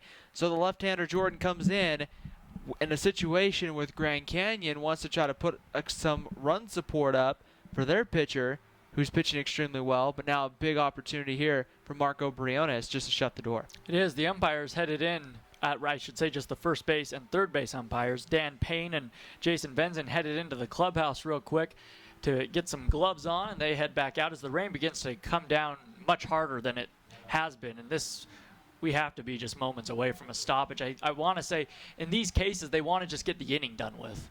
There's 2 outs, 2 men on for Briones. He will face Mouseth, as you mentioned, Ryan, but I would think they would go to a delay here if the Wolverines can get out here after this batter. Runner takes off. Ball was in the dirt, and my goodness, I've never seen a bigger jump in my life. Briones was hardly even into his stretch when Greg Sines took off from first base. Mouseth was the one that stole the base. Oh, excuse me. That's Aranda at the plate, batting from the right side. 1-2 pitches swung on and fouled back, and it's 1 ball, 1 strike to Aranda. Yeah, Mouseth took off there, and Briones didn't even flinch. It's like he didn't even see him, but puts another runner in scoring position for the Lopes with 2 out. 2 men on, 2 men out, 3-1, Antelopes leading the Wolverines. We're in the bottom of the 6th inning. The 1-1 pitch. Ground ball through the left side. 1 run comes into score, and that stolen base is going to come back to hurt because the second run dives in safely ahead of the throw into second. On the throw is Aranda, and it's 5-1. And Aranda has just had one of those days. He had the hard hit double, and then right there, just a 2-run single just through the left side. It will be officially a single because he advanced to second on the throw, but I mean, just one of those balls that's just hit right in the right spot, and there was no way that Schlehuber or Bogdan could get there, and that's just timely hitting by Grand Canyon. So, top of the order. Here's the Rouge. Lefty on lefty. Briones throws. Curveball, up and in. 1 ball, no strikes to Thomas LaRouge, the designated hitter. He is 1 for 3 with a single and an RBI on a ground out to the shortstop. Runner on second base. That's Aranda as a fastball's in there for a strike, 1-1. Playing behind the runner at second is the shortstop Grayson Bogdan. The rain lets up just a bit here. 5-1. Grand Canyon leading Utah Valley. 1-1 pitch. That one swung on and hit well to left. Cade Andrus on his horse, going back and driving. He made the grab on the track. What a catch by Cade Andrus. Andrus didn't dive headlong, had to dive really more back toward the wall as he was running diagonally toward the foul pole and back into his right. And what a play. So the inning is over. The Grand Canyon Antelopes strand a runner. However, they get 3 runs on 1, 2, 3 hits, 4 hits for the Antelopes. We head to the bottom of the 6th inning. It's Lopes 5, Wolverines 1. You're listening to Utah Valley Baseball on WolverineGreen.com.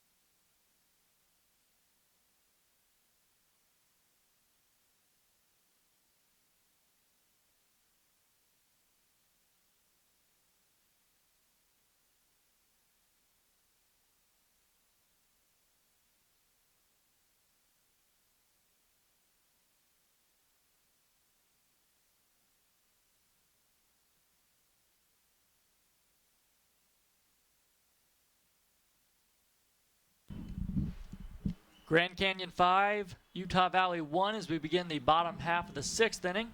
It'll be Grayson Bogdan, Kate Andrus, and Mark Kruger, 9, and then top of the order. Back out on the mound for Grand Canyon. It's their starter, the lefty Andrew Naderer, has pitched very, very well. And Ryan, you made a good point in between innings. He hasn't given up a hit since the 2nd inning. That's when the Wolverines scored their lone run. Yeah, Utah Valley needs to find a way just to start getting base runners, whether that's through a hit or a walk or... Chopper, this one will be a base hit, over the third baseman head Mouseth and into left field. So Grayson Bogdan just hit one hard off that clay in front of home plate, and it went over Mouseth's leaping glove, and the Wolverines have the leadoff man on. You know, Chopper was going to be the next thing I was going to say. You know, I mean, I just didn't want to ruin the moment there for Grayson Bogdan. Here is Kate Andrus.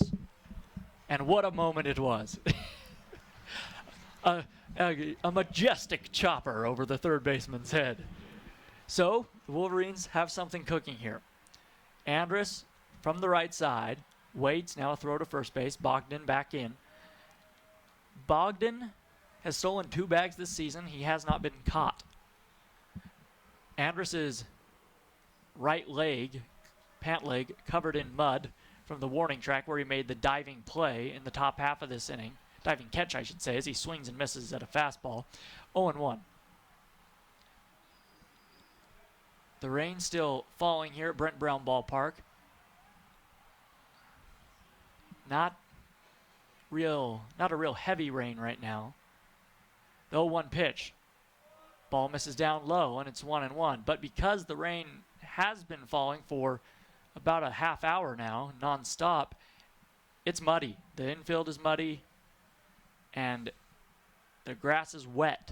So we'll see how that affects play here. 1-1 pitch. Swung on and lined foul and out of play down the right field line. The count will be 1 ball, 2 strikes. So Andrus. You can see a couple of areas like the area out by short. You can see that's, you know, taking a little more water than other parts. You know, obviously over at first base where you have a lot of base runners and a lot of standing around, it's going to cause a lot of mud and a lot of water to collect there on the infield dirt. So that makes it tougher, definitely for the Wolverines to run if they want to. Now a throw over. Again, Naderer worried that Bogdan may take off for second. 1 ball, 2 strikes. It's not a great hit and run count. 5-1, Grand Canyon leading Utah Valley. A man on, nobody out, in the bottom of the 6th. Swung on, here's a looper. That's going to find some grass. Heading from first to third is Bogdan. Fielding it as center is Brandon Smith. In there with a single is Kate Andrus. And the Wolverines continue with 2 consecutive hits to begin this 6th inning. That's just a good start. It's a good job by Kate Andrus. Inside-out swing, just kind of takes it off into right center field. And, you know, good job by Grayson Bogdan, immediately taking off on that, noticing that the ball was going to fall, and then able to easily get from first to third. So here is Mark Kruger, the left-handed hitter.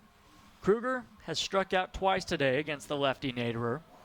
He's hitting .281 this season, a couple of home runs, 23 runs batted in. Nobody out, men on the corners for the Wolverines.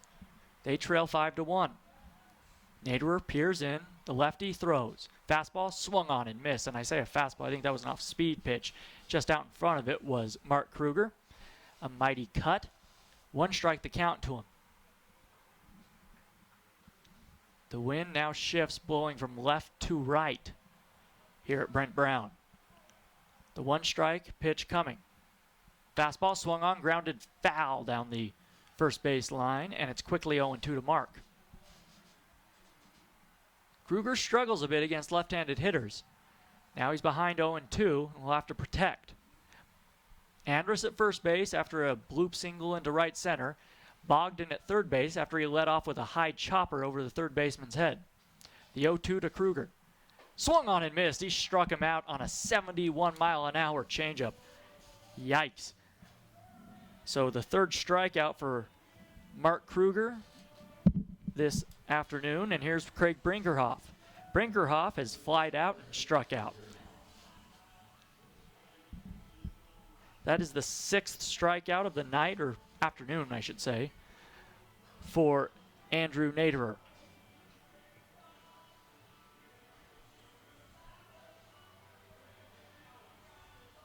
Brinkerhoff, adjusting his batting gloves, now steps in. Runners on the corners with their leads. Held on at first by Signs is Andrus, I beg your pardon. The pitch, swung on, ground ball up the middle, base hit. That could have been two, past the diving Panachone. Coming in to score is Bogdan. Heading to second is Andrus. He had to stay put. That ball was hit very, very hard up the middle, just out of the reach of Paul Panachone, who dove to his left. So the inning continues. 5-2 now. The Wolverines bring the tying run to the plate. An RBI single for Craig Brinkerhoff. The first hard hit ball of this inning. And now we're going to have a trip to the mound. I believe that's the pitching coach for Grand Canyon, Nathan Choate. Nobody getting warm down in the pen for the Lopes. In fact, the pen is covered by tarps. So Naderer, unless they go to somebody who's already out there, is going to stay in this ball game. So Brinkerhoff picks up the RBI single. Runners on first and second for Zach Fuller. Only one out in the inning. 5-2. Grand Canyon leading the Wolverines. Eric Madsen calls his troops in from the base paths and from the batter's box. And it's actually he and Cooper Fouts are going to have a chat with them. And now the meeting breaks up at the pitcher's mound. So a big moment here for Zach Fuller. The Wolverines trying to get back into this one. They trail 5-2. We're in the bottom of the sixth inning. One run already in. And now the rain lets up and stops for the moment. The wind's still blowing from right to left. So here's Fuller on a wet day in Orem. The pitch to him. Fastball, strike one, right there on the outside corner.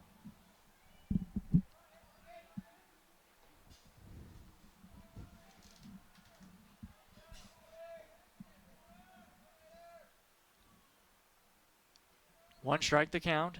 Naderer checks the runner at second, now throws. Fastball misses down and in to Fuller. And it's 1-1 strike. Zach Fuller, the UVU second baseman, hitting from the right side. A .287 average this season. 1 home run, 14 runs batted in. Brinkerhoff at first, Andrus at second. Wolverines trail by 3. The 1-1 pitch. Swung on, chopper to third. Coming in is Mazeth. He throws to first. They get Fuller, and Mazeth, I'm not sure why he didn't just touch the third base bag. He was near it. Instead, he chose to go to first, but that's a big break for the Wolverines because that allows Andrus to reach third. If Mazeth would have just dove back to third base or even really just planted and stepped back, I think he could have touched the bag. We don't have the convenience of a television replay, but that would have kept runners on first and second rather than second and third, but no matter. Here's 2 outs. Here's Gothberg, 2 men in scoring position. The pitch to him. Fastball misses away. I say a fastball, it's a breaking ball. 1 ball, no strikes to Gothberg. 2 men on, 2 men out. 5-2, the Lopes leading UVU. Lefty on righty matchup. Naderer comes set, checks the runner, he throws. Now the ball comes inside and it hit Gothberg.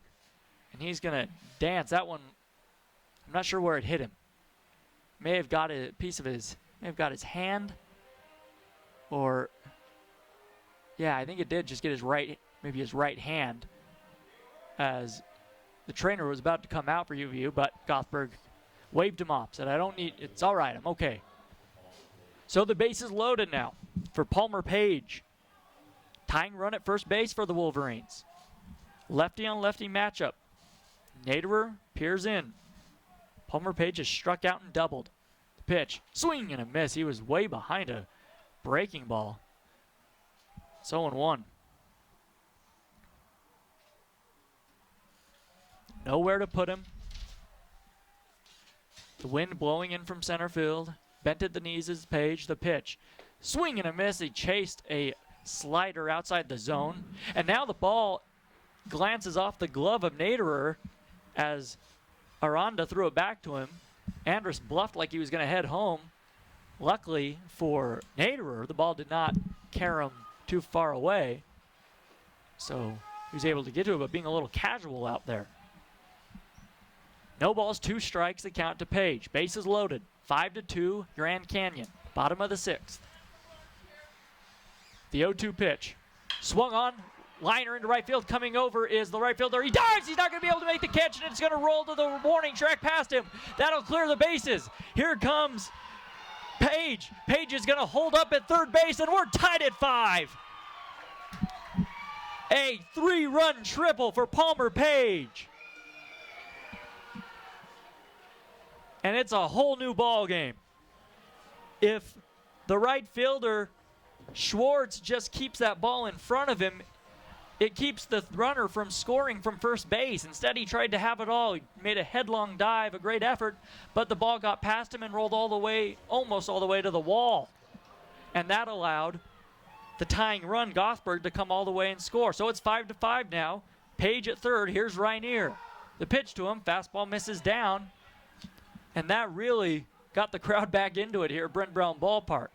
Their cheers echoing off the rooftop as they're sitting underneath it, the overhang, to stay out of the rain. But as I mentioned, the rain has stopped pretty much for the moment. 1-0 pitch. Rainier swings. This one chopped in front of home plate. Foul ball. I think it, it didn't chop in front of home plate or it would have been a fair ball. But the home plate umpire calls it foul. So a 3-run triple for Palmer Page, coming up big. And that's, a little bit of Schwartz there, just kind of understanding, he's still a freshman, still kind of learning. If he just, like you said, plays that on a hop, 1, maybe 2 score, but once that ball gets by him, it's open season for those UVU base runners. Go ahead run at third base. 1-1 pitch. Bunting is Rainier, and he bunted it off his shin.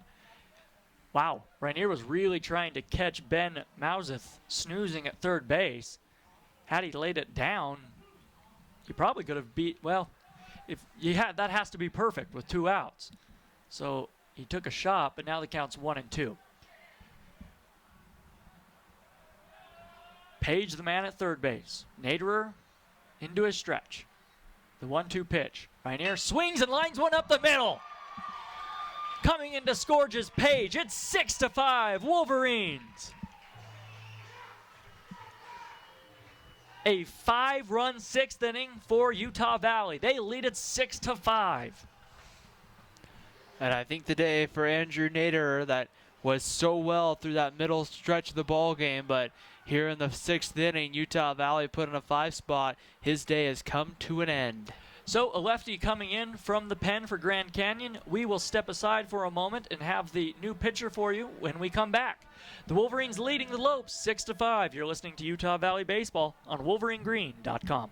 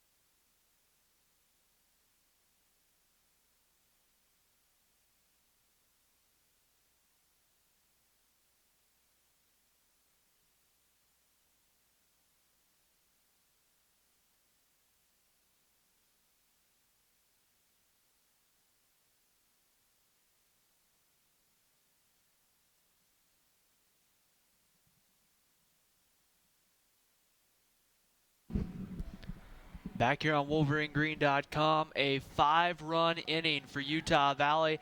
The bats have woken up, and Jordan, I'm starting to think there's something when the rain begins to come for Utah Valley that the bats wake up. Last night, they got the rally going once it started to rain, and we'll see if they can continue this going against the new pitcher, number 14, Jaron Drummond.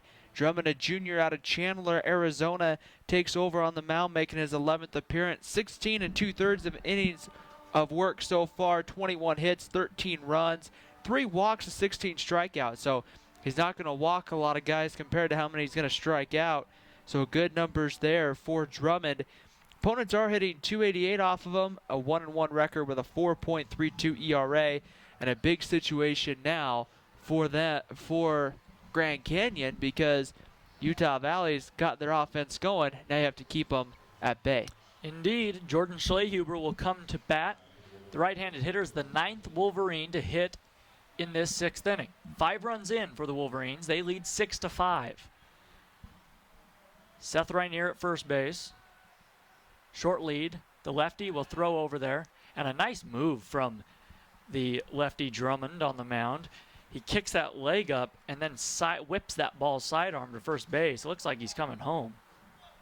What's going to be tough, too, is it's a different angle than they're used to seeing. The Wolverines haven't seen this under 3/4 submarine-style delivery today. And there it is, a strike on the outside corner. The submarine pitch, or rather the submarine motion, I suppose. No balls, 1 strike the count to Schlehuber. The right-handed hitter, it's much easier for him to see than a left-handed hitter. 0-1 does not come, throw over to first base. And the weather's really, at least for the moment, cleared up here. Still dark clouds in the sky, but no rain right now. No balls, 1 strike the count to Schlehuber. A man on, 2 out. Throw to first again. Seth Rainier really is a foot off the bag, and they're throwing, or Drummond rather, is throwing over there. Wants to keep him close, or even closer. Now Rainier takes a couple strides off, held on by Signs. Schlehuber, an 0-1 count to him. And now, time is taken.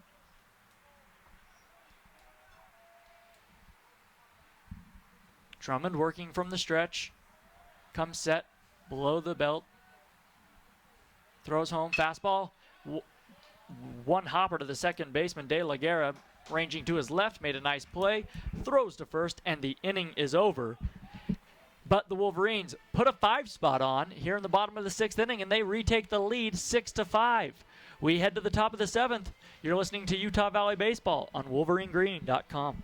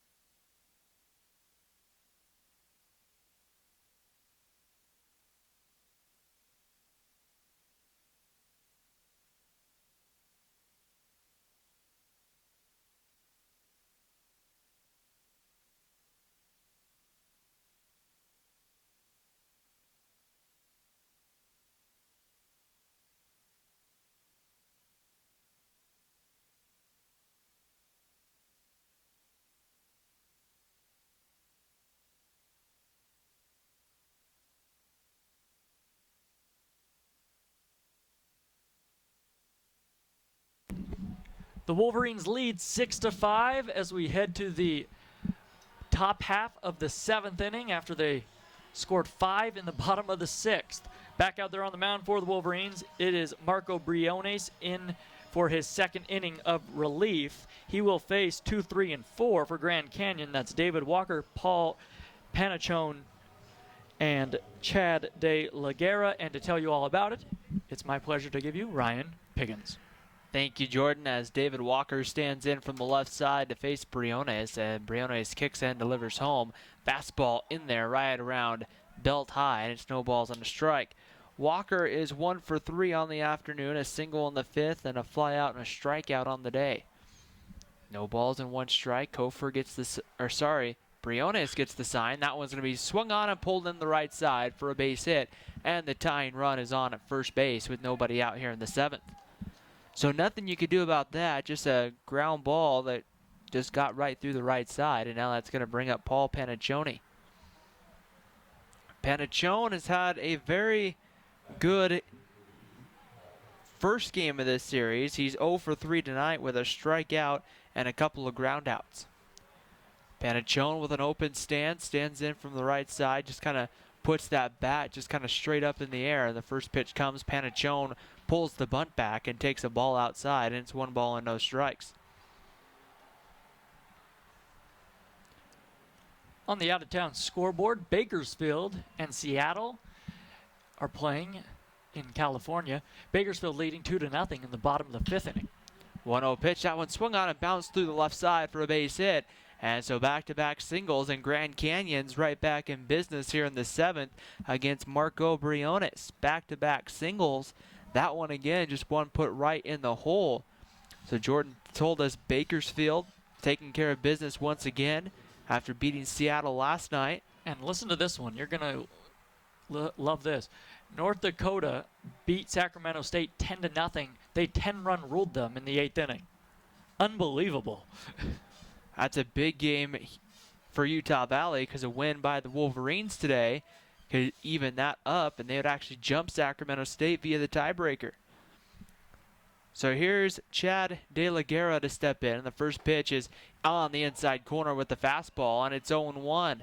Yeah, Utah Valley right now in 6th place. Of course, Grand Canyon in 1st place. They don't qualify for the postseason. So that 6th place is really a 5th place, and that matters because only 6 teams go to the WAC tournament. 0-1 pitch on its way home. That swung on and pulled foul. Palmer Page is going to try to field it, but it's quickly going to go foul. Some action going now in the bullpen for Utah Valley. Yeah, down there in the bullpen, we have Patrick Wolf getting up and Boyd Bell. So Patty and Boyd, the lefty and righty, respectively. So plenty of options here if you're head coach Eric Madsen with that action going in the pen. No balls and 2 strikes, the count on De La Guerra. Checking the runners, delivery comes home. That one's blocked by Rainier, but it skips away over towards the dugout, so the runners will move up, and now the tying and leading runs are both in scoring position with still nobody out here in the 7th inning. So the Wolverines having a tough time getting that shutdown inning after they come back offensively.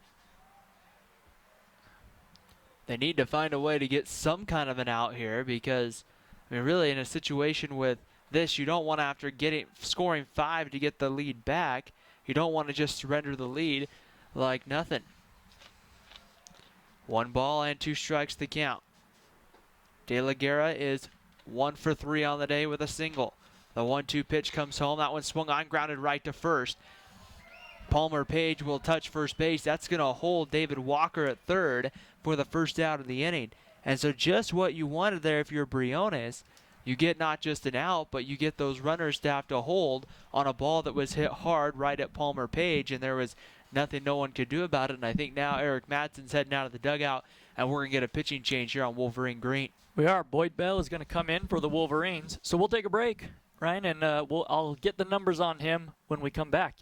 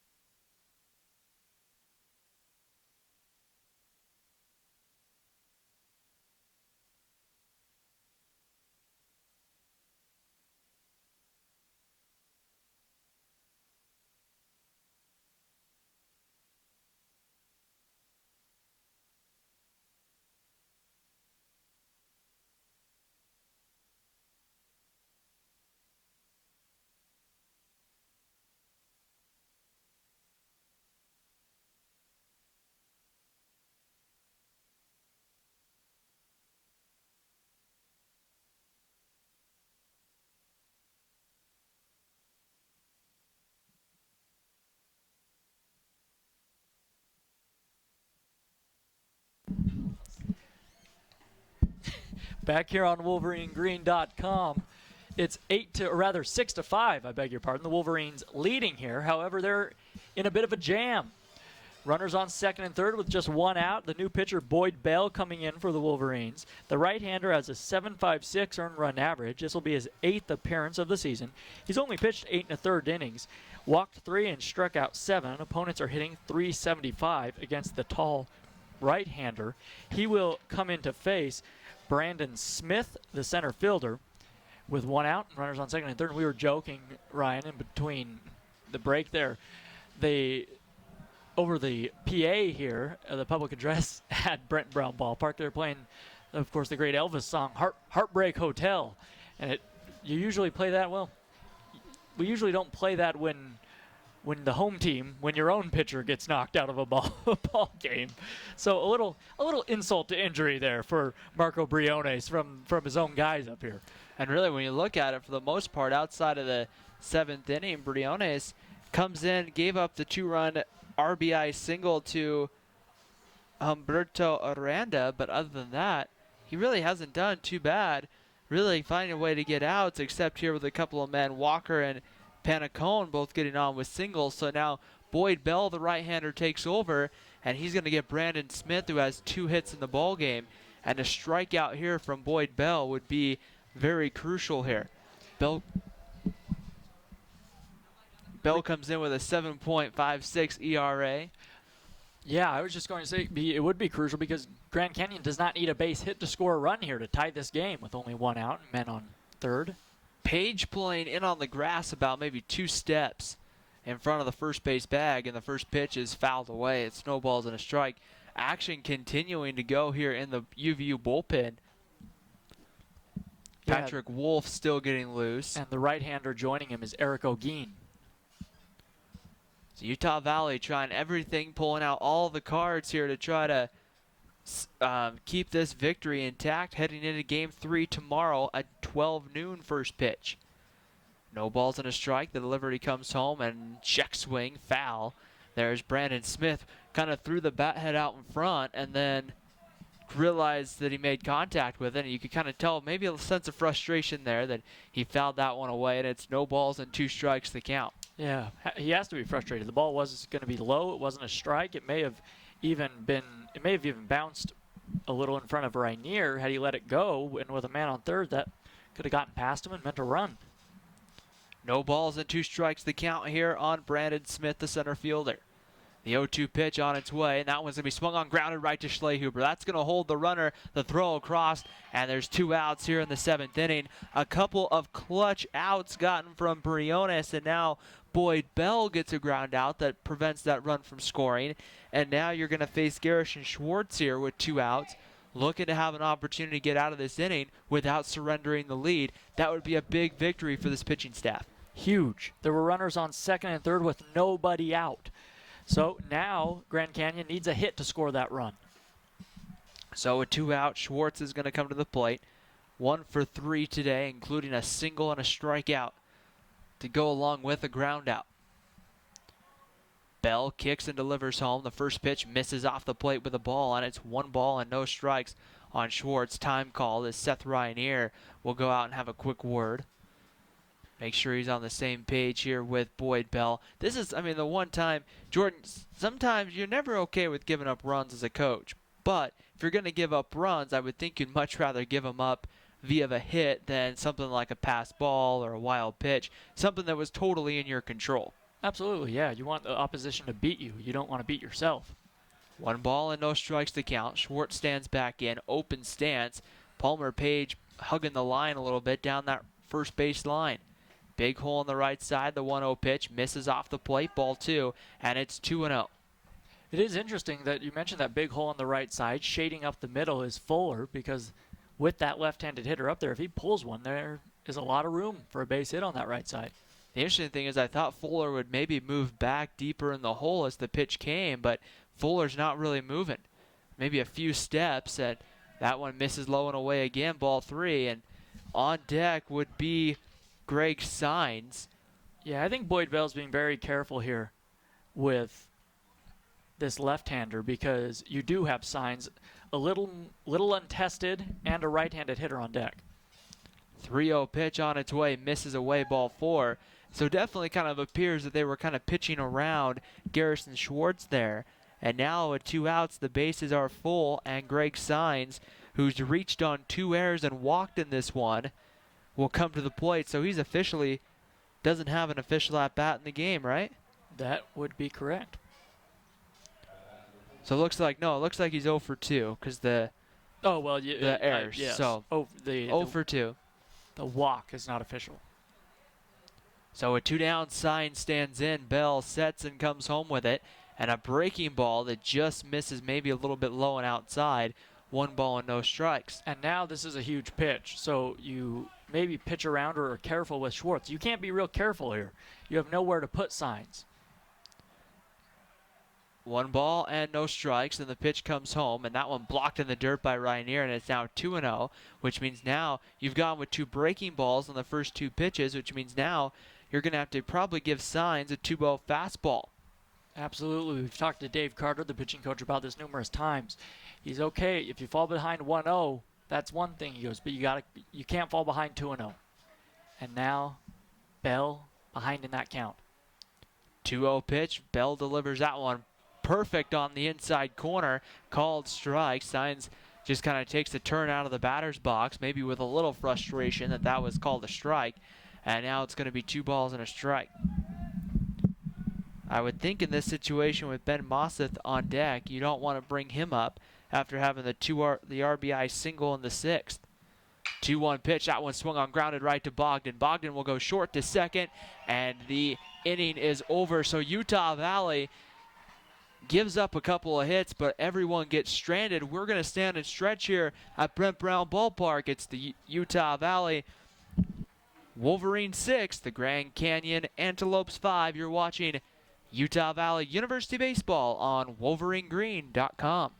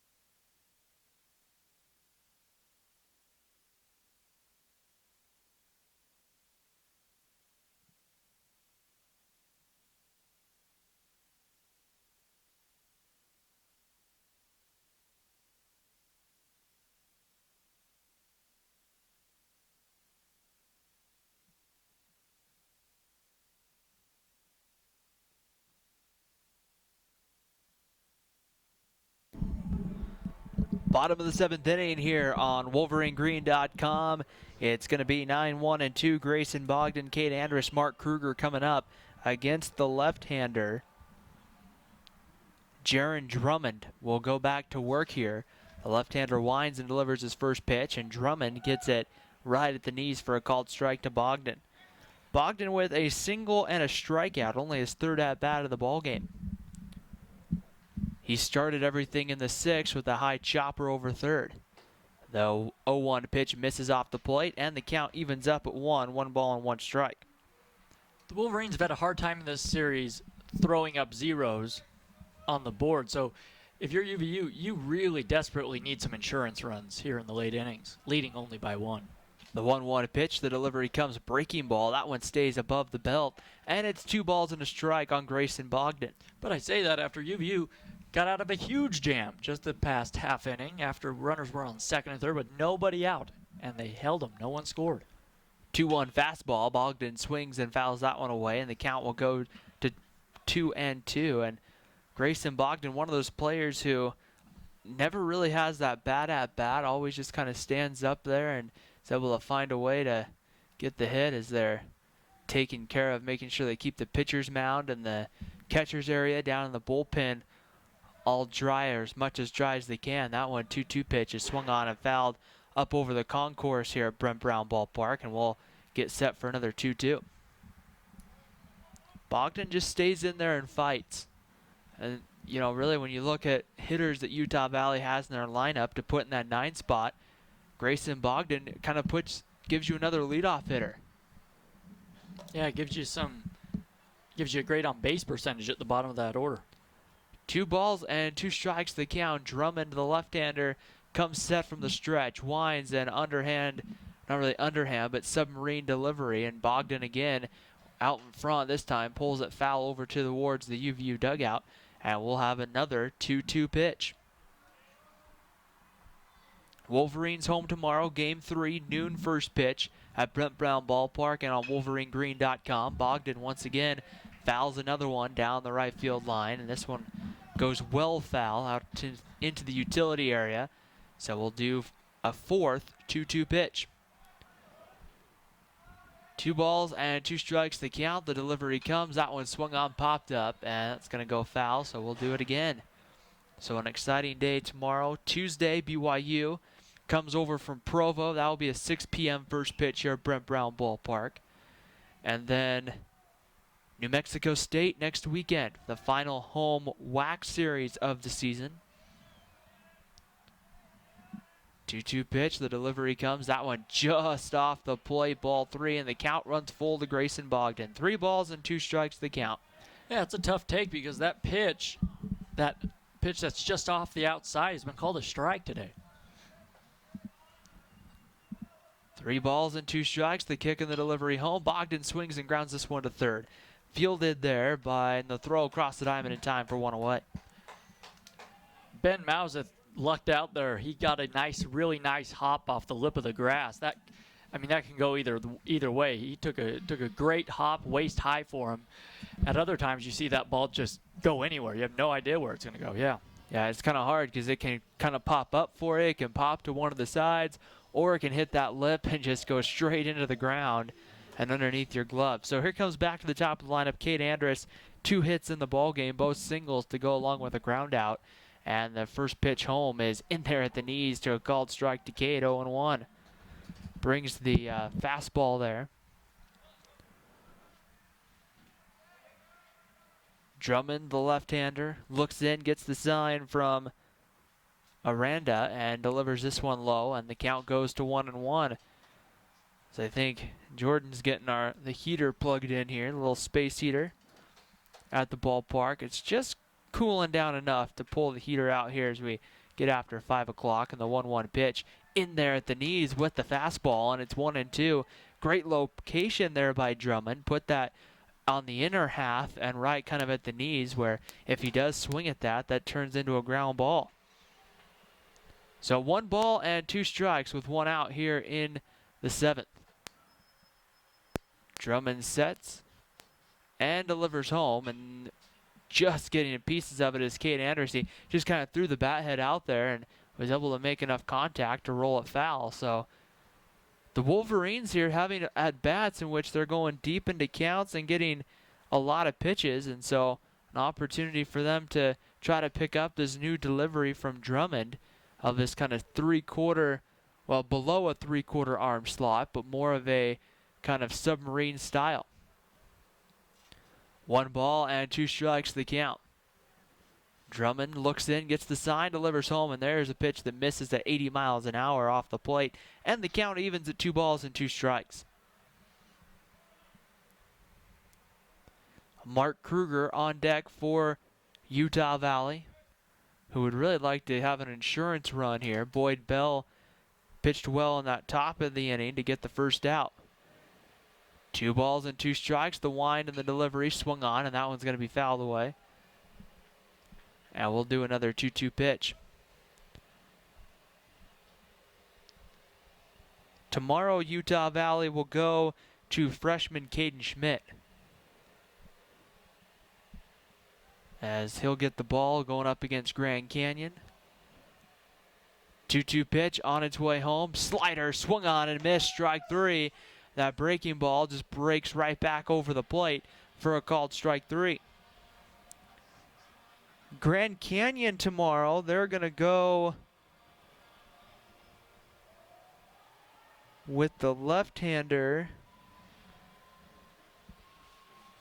Schedule to throw tomorrow for Grand Canyon. It's going to be Jake Repovich tomorrow will get the ball. Here's Mark Kruger, and the first pitch is off the plate for a ball. 1 ball and no strikes to Mark Kruger. Kruger on the day is 0 for 3 with 3 strikeouts, so he has the golden sombrero, as it's called throughout the baseball world. A 1-0 pitch, breaking ball swung on, and that one's hit out into the gap. Coming over, though, and under it to make the play is Schwartz, and the 7th inning is over. We head to the 8th after the break. Utah Valley has a 1-run lead. We'll see if they can keep it here on WolverineGreen.com.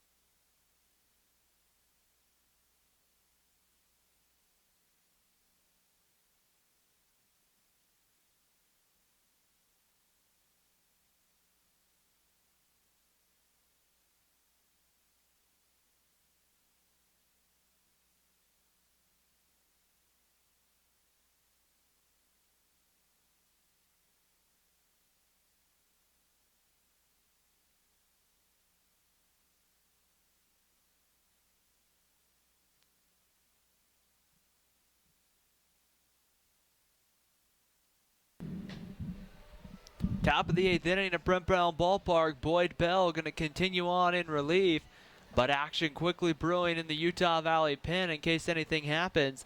It will be 8-9-1. Ben Mazeth, Humberto Aranda, and Thomas LaRogue to come up here against Boyd Bell in the 8th. We'll send it over to my partner, Jordan Bianucci. Jordan? Thanks very much, Ryan. So, Mauseth steps in. The Wolverines clinging to that 1-run lead. The Antelopes actually out-hit the Wolverines 11-8, and we're waiting for Schley. And now we're going to have a pinch hitter. Brian Kraft, a junior out of Eagle, Idaho, and Washington State University, is going to pinch hit in this situation for Mazeth. So, Kraft steps in, hitting from the right side, number 5. Bell on top. Comes set. Curveball misses away. 1 ball, no strikes. Kraft. So we look for his numbers. 1 ball, no strikes to the left-handed hitter. He takes a fastball on the outside, strike 1.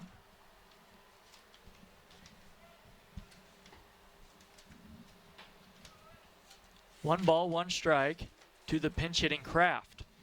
He's hitting .389 on the season, has only had 18 at-bats. 1-1 pitch, curveball, stays on the outside corner, strike 2. 1 ball, 2 strikes to Brian Kraft. So, Kraft, no home runs, no RBIs.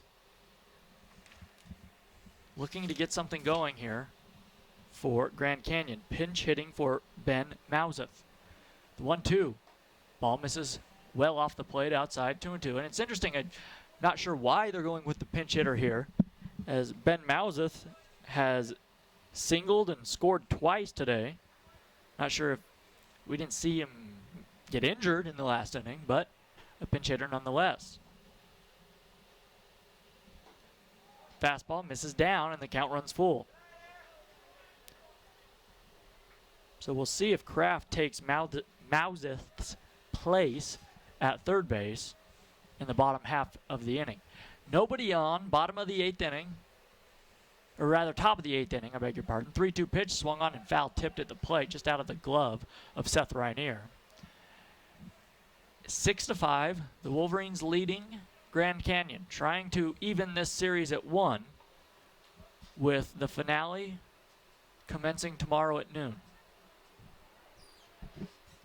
Boyd Bell, the righty, on in relief. The pitch, 3-2, curveball just missed off the outside corner. Seth Rainier held it there for a while. Ball 4, though, says home plate umpire Javier Cantu. And Brian Kraft is on base to begin the 8th inning, the tying run. We're going to have another pinch hitter as well here coming to hit for Aranda. Yeah, it's going to be John Keloa. So Keloa steps up there, left-handed hitter. So interesting here that going with 2 pinch hitters to begin this top of the 8th.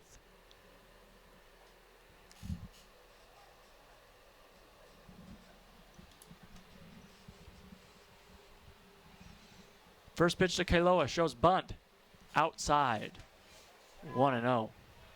Trying to do everything they can to turn it over to the top of their lineup with having you get up to that top with LaRogue and Walker and Panicone, you can quickly, try to find a way to erase that run. So an opportunity to get some guys with some high on-base percentages up. Keloa takes a ball, or rather a strike, and it's 1-1. Keloa only 5'7", 155 pounds, out of Hawaii. He's a transfer from Central Arizona College. Playing well in, maybe 30 feet away from home plate, was Jordan Schlehuber, and then pulling the bunt back and slapping it foul was Keloa. So Schlehuber, you got to be careful there, man.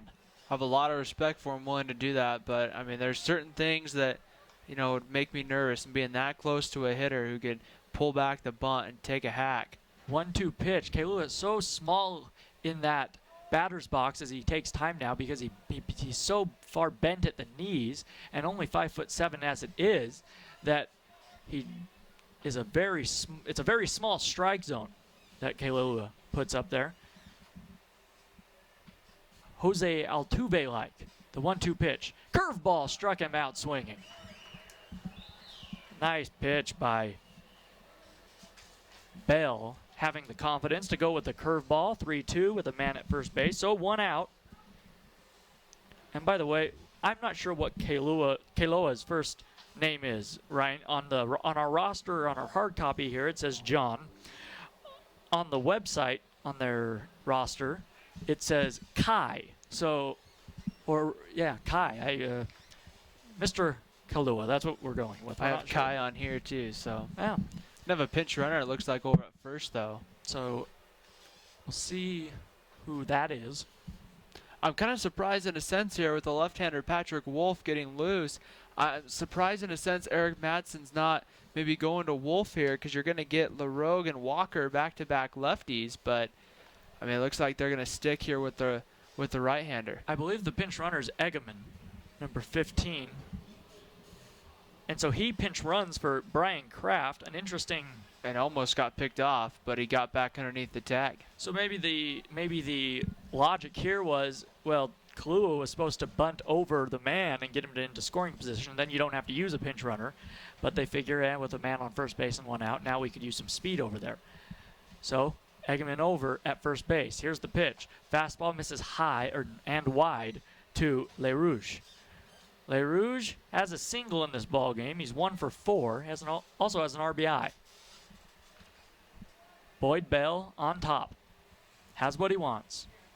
Checks the runner over his left shoulder. Now throws. Back in diving is Egeman.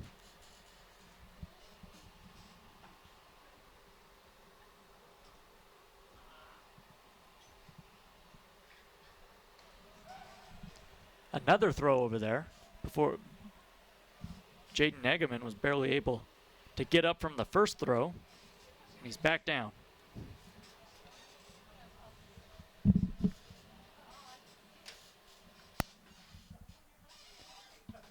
One ball, no strikes, the count.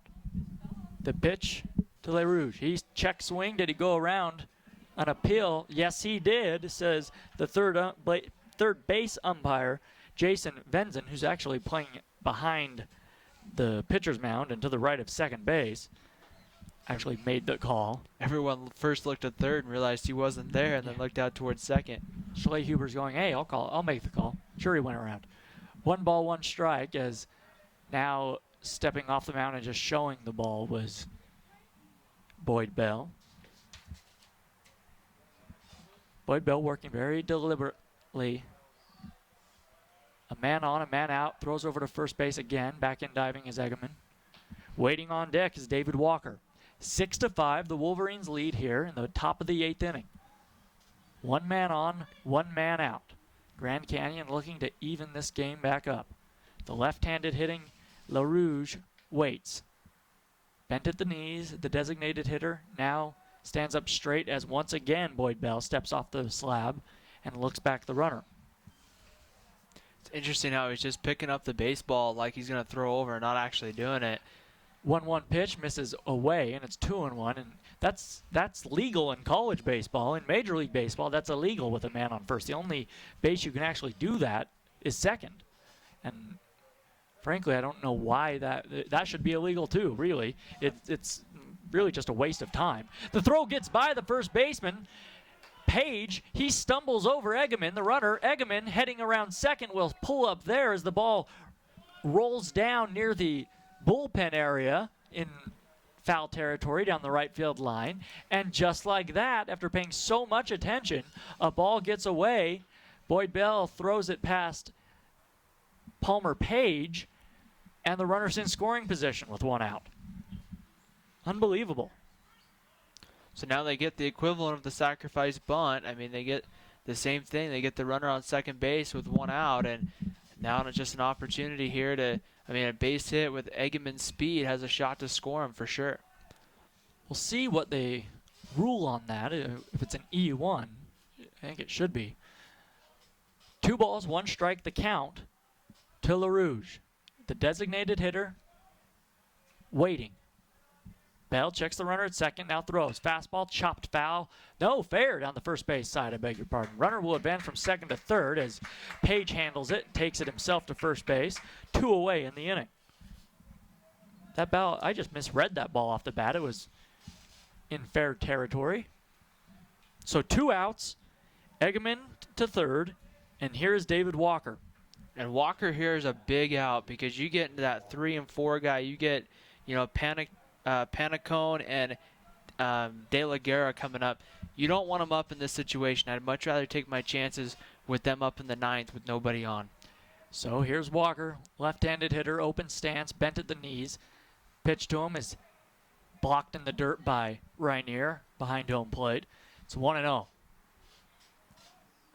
Patrick Wolf continues to get warm. He's ready out there in the bullpen for UVU. Along with Eric O'Gean. The 1-0 pitch. A bunt shown.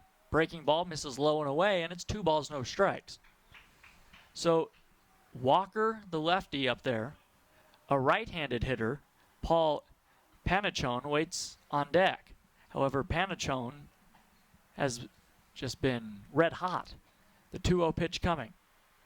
Bunt shown again. This one misses down low. Another breaking ball, and it's 3 balls, no strikes. So it's never easy. The Wolverines here hanging on to a 1-run lead. 6-5 the score. Top of the 8th inning. A man on, 2 men out. 3-0 pitch. Fastball way outside. And a 4-pitch walk to David Walker. And if we didn't know better, it looked like Boyd Bell wanted nothing to do with David Walker, but now he has to pitch to the right-handed hitting Paul Panichone, and it looks like Eric Matson's, or actually that's Dave Carter's going to head out to the mound and have a chat with Boyd Bell before Panichone can come to the plate. So there will be runners on the corners here. Panichone will come to the plate. He has a base hit back in the 7th inning. He's struck out and bounced out twice. He's hitting .402 on the season. 3 home runs, 30 runs batted in. So it looked like they were throwing or pitching around Walker, but it doesn't make a whole lot of sense other than if you're just worried about the righty-on-righty matchup. And, you know, the hard part is the thing that I don't like about the situation. You put someone with good speed on in this situation. Don't be surprised if Grand Canyon tries to send Walker at some point to try to see what Seth Rainier will do. You got good speed on the corners. Yeah, you're taking a chance if Rainier does make a good throw down there of making that third out on a base running error. But you got a good hitter at the plate. I mean, it's just one of those situations where I just kind of take a look at it and I just kind of go, you know, I don't know really what was going on with Walker there outside of. Well, when that has happened, when a runner has taken off in this situation, UVU has rarely thrown down the pitch. That one swung on and hit high into shallow center field. Coming in hard is Brinker up. Now he slides and makes the grab. And the inning is over. Grand Canyon, no hits. However, they leave 2 stranded, 1 in scoring position. We head to the bottom of the 8th inning. 6-5, the Wolverines leading. You're listening to Utah Valley Baseball on WolverineGreen.com.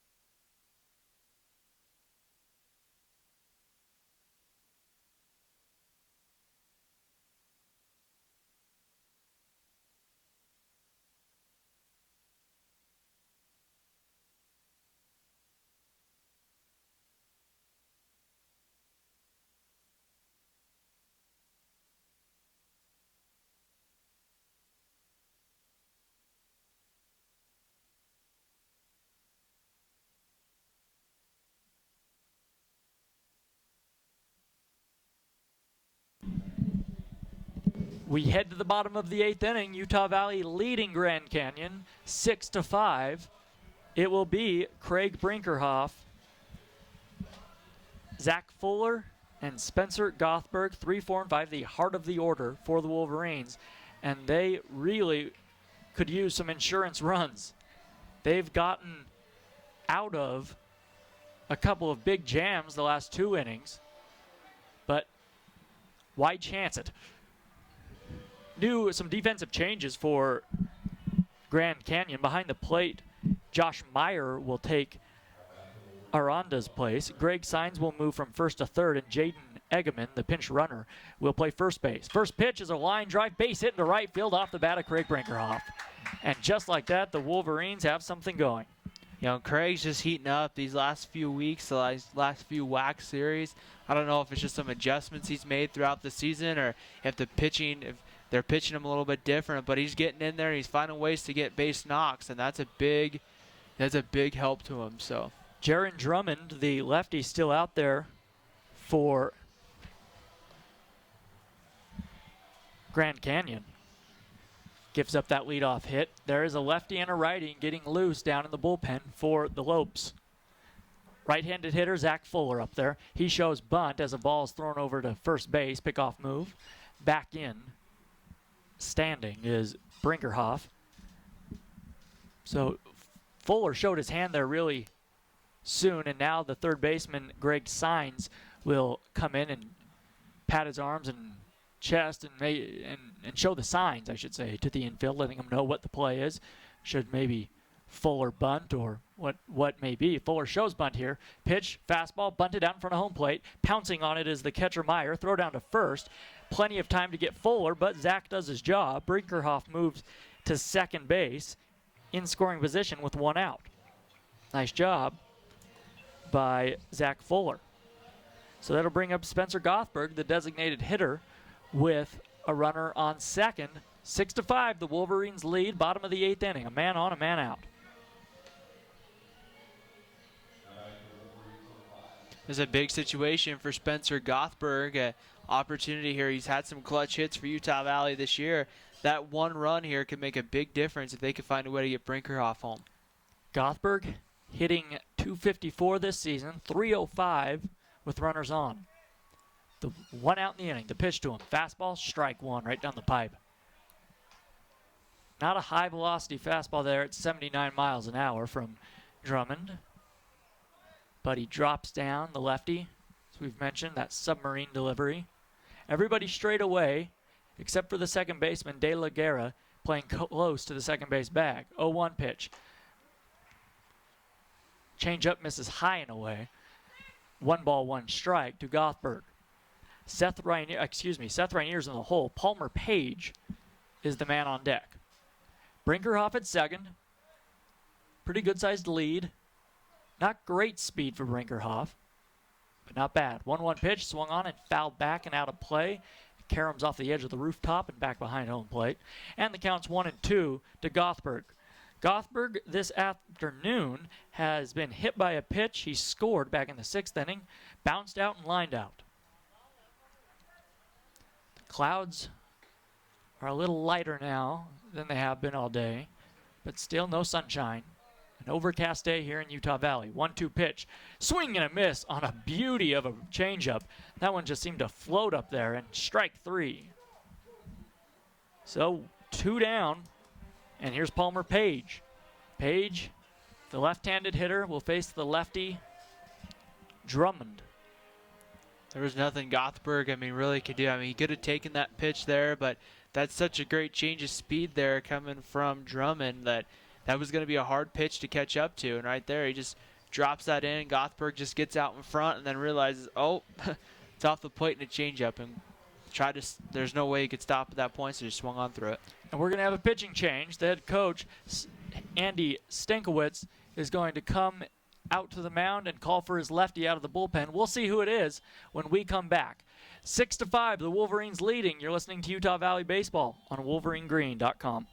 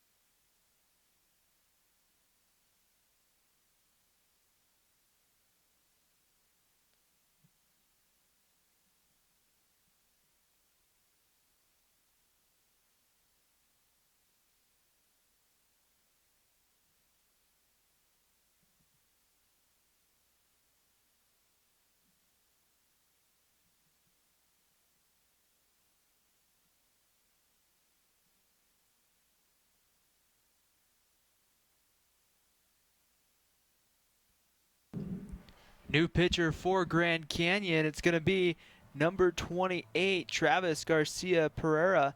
Pereira, 6-foot junior out of Hawaii, played at Arizona Western before Grand Canyon. Garcia Pereira on the year, making his 20th overall appearance, 19 1/3 innings, does have 1 save on the year, a 0-0 record with a 3.26 ERA, 22 hits allowed on the year, 7 runs, all of which have been earned, 8 walks to 18 strikeouts, so he's going to strike out more than he's going to walk people. And his batting average at opponents are hitting .286 off him. And really here, Jordan, for Utah Valley, runner on second base and 2 outs. You're going to have the lefty-lefty matchup if you're Palmer Page. This is a big opportunity here to come through with a big base knock. And Palmer Page has already come through with a big base hit today. He tripled back in the 6th inning. That tied the ball game for Utah Valley. A 3-run triple with 2 outs back in the 6th. That rolled all the way to the right field wall, past a diving Schwartz in right field. Well, he has a chance to knock in another one here.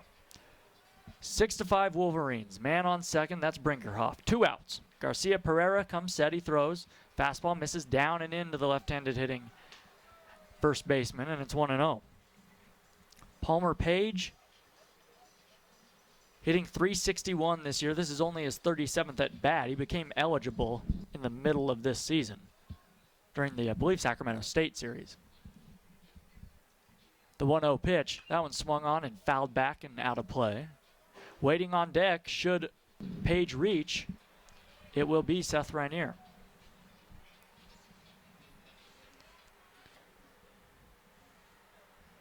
Garcia Pereira peering in. The right hand in the glove, tucked against his side, now comes set at the waist. The 1-1 pitch.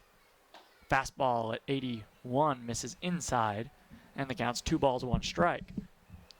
Something to keep an eye on with the rain that's fallen. That outfield might play a little more slower. There's going to be a little more water on that. So a ball that's hit hard out to the outfield is not going to have the roll on it here that we're used to seeing on a dry day. So the outfield is going to play a little more shallow, which could allow for a hard time to score Brinkerhoff from second here on a base hit. 2-1 pitch misses outside. It's 3-1. An excellent point. It will definitely, and we've seen it, the ball has been, or rather the playing surface is played much slower after the rain has fallen today.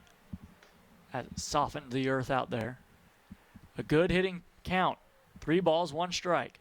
Fastball, or rather a curveball, I beg your pardon, just catches the inside corner. Palmer Page has a word with the home plate umpire, Javier Cantu. The count is full. Craig Brinkerhoff with 2 outs will take off. He'll score, he should score now on any base hit. Short lead held on by Panachone back there. Now a pop-up into left field.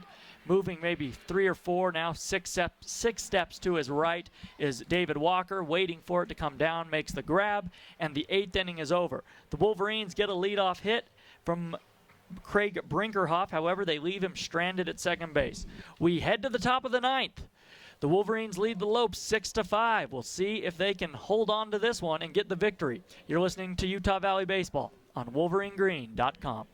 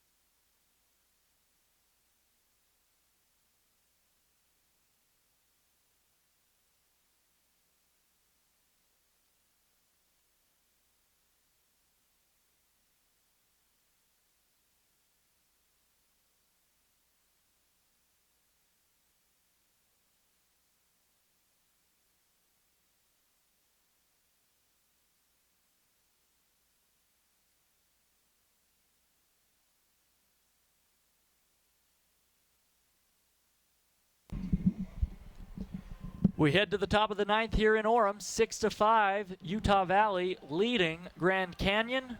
So the Wolverines 3 outs away from a victory here in Game 2, but GCU not done quite yet. They will face Boyd Bell. Chad De La Guerra will hit to lead things off, followed by Brandon Smith and Garrison Schwartz, 5-6, or rather 4-5-6, I beg your pardon, in the order. So here comes Chad De La Guerra hitting from the left side against Boyd Bell. De La Guerra looking for his 2nd hit of the ball game. He's 1 for 4. He singled back in the 2nd inning. Righty on lefty. De La Guerra, a .319 average this season. The pitch from Bell.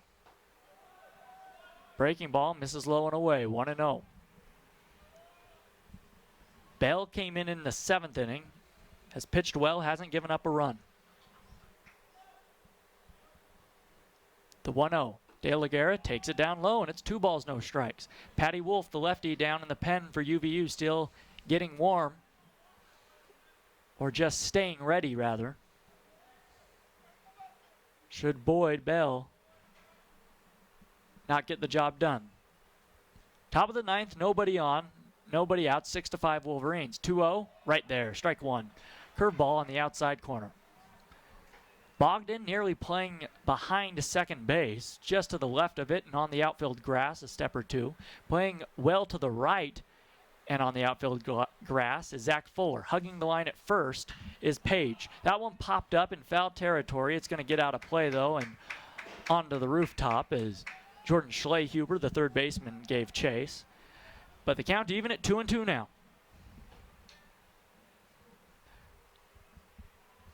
De La Guerra has hit 8 home runs this season. So playing very deep, just a step in front of the warning track in right field is Kruger. 2-2 pitch. Ball misses way outside, and it's 3-2. And while you don't want to groove one to De La Guerra because he could hit it out, you don't want to walk the tying run and put him on base. Waiting on deck is Brandon Smith. 3 balls, 2 strikes. Boyd throws. That one swung on, grounded to the right. Moving to his right is the second baseman Fuller. He has it, throws to first, and there's one down in the ninth. You'll take that anytime you can get a good hitter like De La Guerra to just roll over on one. That's a big out if you're Boyd Bell here, because now you keep the hot hitting bat off the, obviously off base, but you also take the big power out. Brandon Smith has hit 2 home runs. Garrison Schwartz behind him hasn't hit one. So now all of a sudden you take some of the power out of that lineup where one swing of the bat isn't necessarily going to kill you. Dave Carter heading out, the pitching coach, to have a word with Boyd Bell.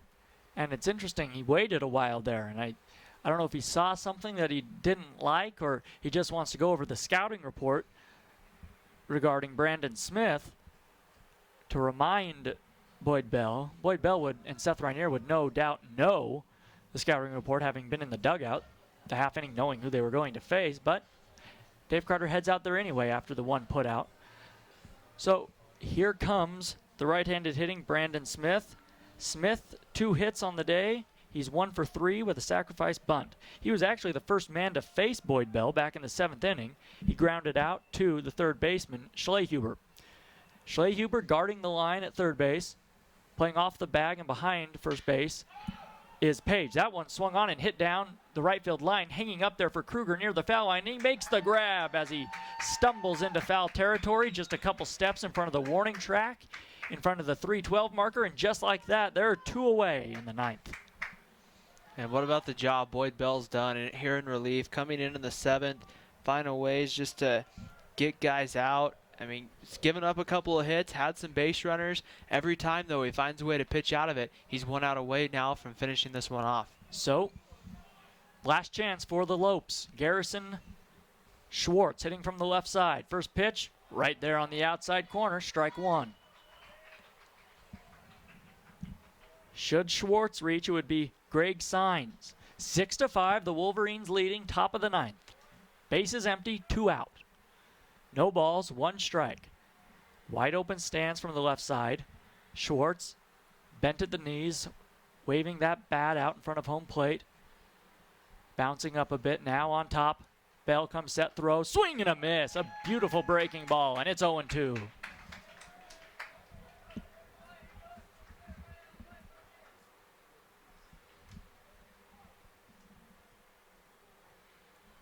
Schwartz, a .377 hitter. No home runs, or I beg your pardon, no home runs this season.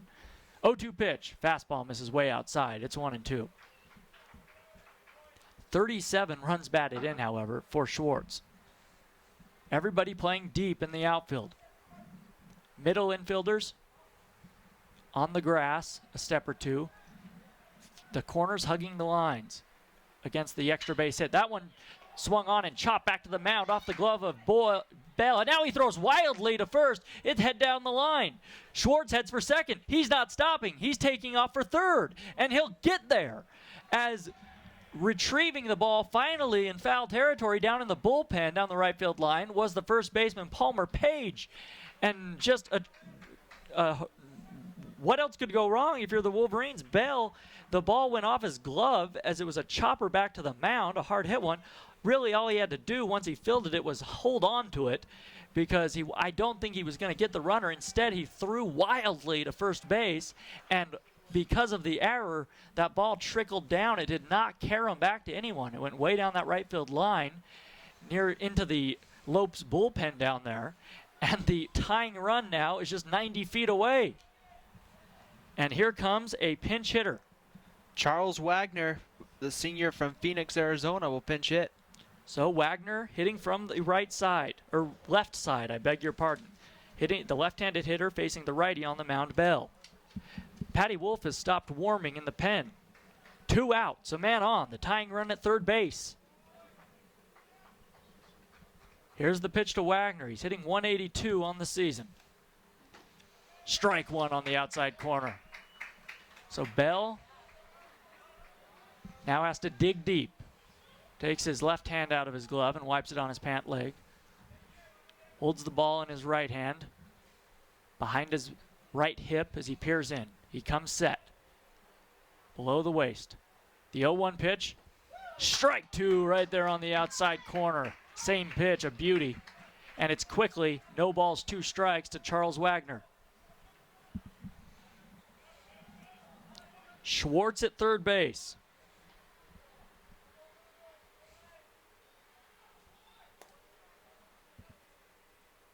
Bell taking his time.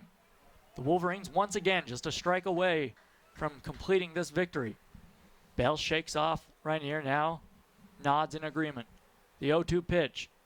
Fastball misses outside. And it's 1 ball, 2 strikes.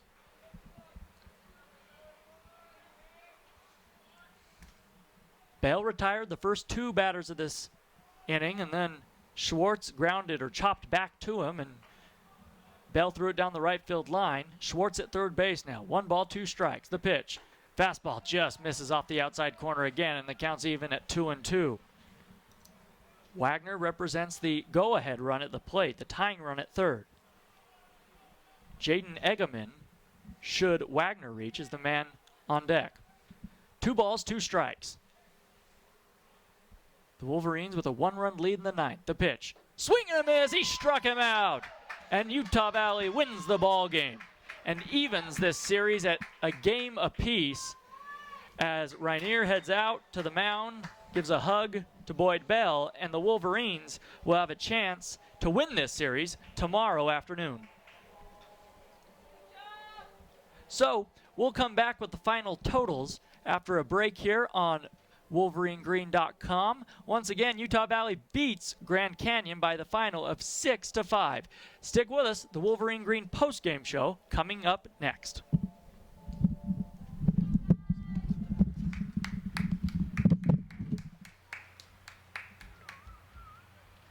Today's final score, Grand Canyon 5, Wolverines 6. Wolverine fans, please join us tomorrow as the baseball team returns to Brown Ballpark at noon as we continue the series. Please travel home safely.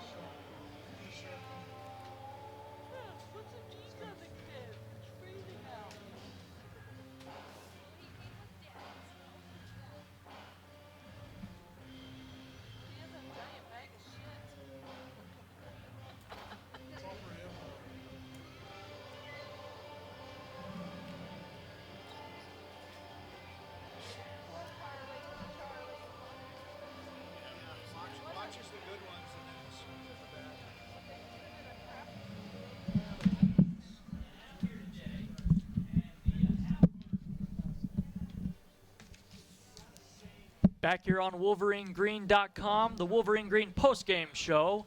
I'm Jordan Bianucci alongside Ryan Pickens. After the Wolverines win this one, Game 2 of the 3-game set between Utah Valley and Grand Canyon by a final of 6-5. And really, Ryan, it was about timely hitting and getting out of big pitching jams if you're the Wolverines. You know, you have to take a look at the pitching tonight. I mean, a couple of big things, and the pitching was one. I mean, Jackson Kofor goes 5 2/3, really pitched well. I mean, did give up a couple of runs, gave up his fair share of hits, but, you know, Jackson Kofor's not a dominant strikeout 10, hitters a night kind of a guy. He's going to give up his hits because he pitches to contact, and he pitched well. 5 2/3, 8 hits, 5 runs, 2 walks, and 3 strikeouts.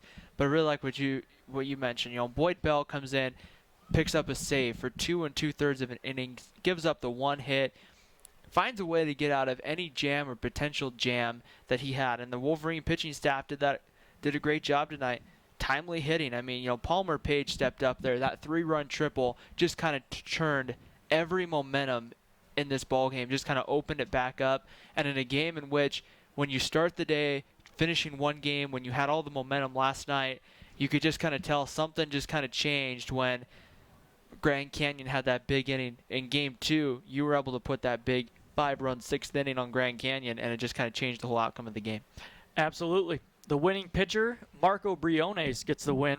Interestingly enough, only pitched, really, if we look at it, 2/3 of an inning. Yeah, gave up 3 hits, but he did strand the runners. So it kind of gives you a little insight into what that stat really can mean sometimes. The losing pitcher, Naderer, gets the loss. He falls to 3-5. Boyd Bell gets the save, and boy, did he deserve it. It's his first save of the season. He pitched terrifically, going 2 2/3, giving up 1 hit, walked 3, struck out 2. No runs while Boyd Bell was on the mound. So the Wolverines, the final time of the ball game was only 2 hours and 46 minutes. Only 302 people came out to see this one in the cool, rainy afternoon here in Orem. The Wolverines scored 6 runs on 9 hits. They committed, however, 4 errors in the field, and you are just not going to win a lot of games with 4 errors. They get away with one today, you could say, because Grand Canyon also out-hit them 12-9. They scored 5 runs on 12 hits, no errors.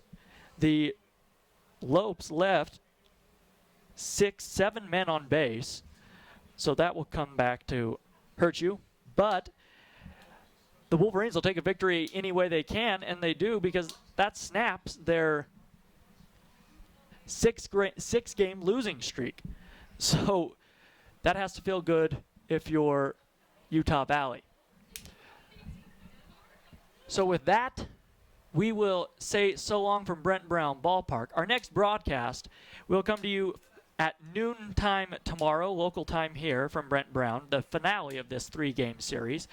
And it should be a good one. The Wolverines will try and win this series facing Grand Canyon tomorrow afternoon. For my partner, Ryan Pickens, I'm Jordan Bianucci saying so long from Brent Brown Ballpark. Once again, the Wolverines win this one. They beat Grand Canyon by a final of 6-5.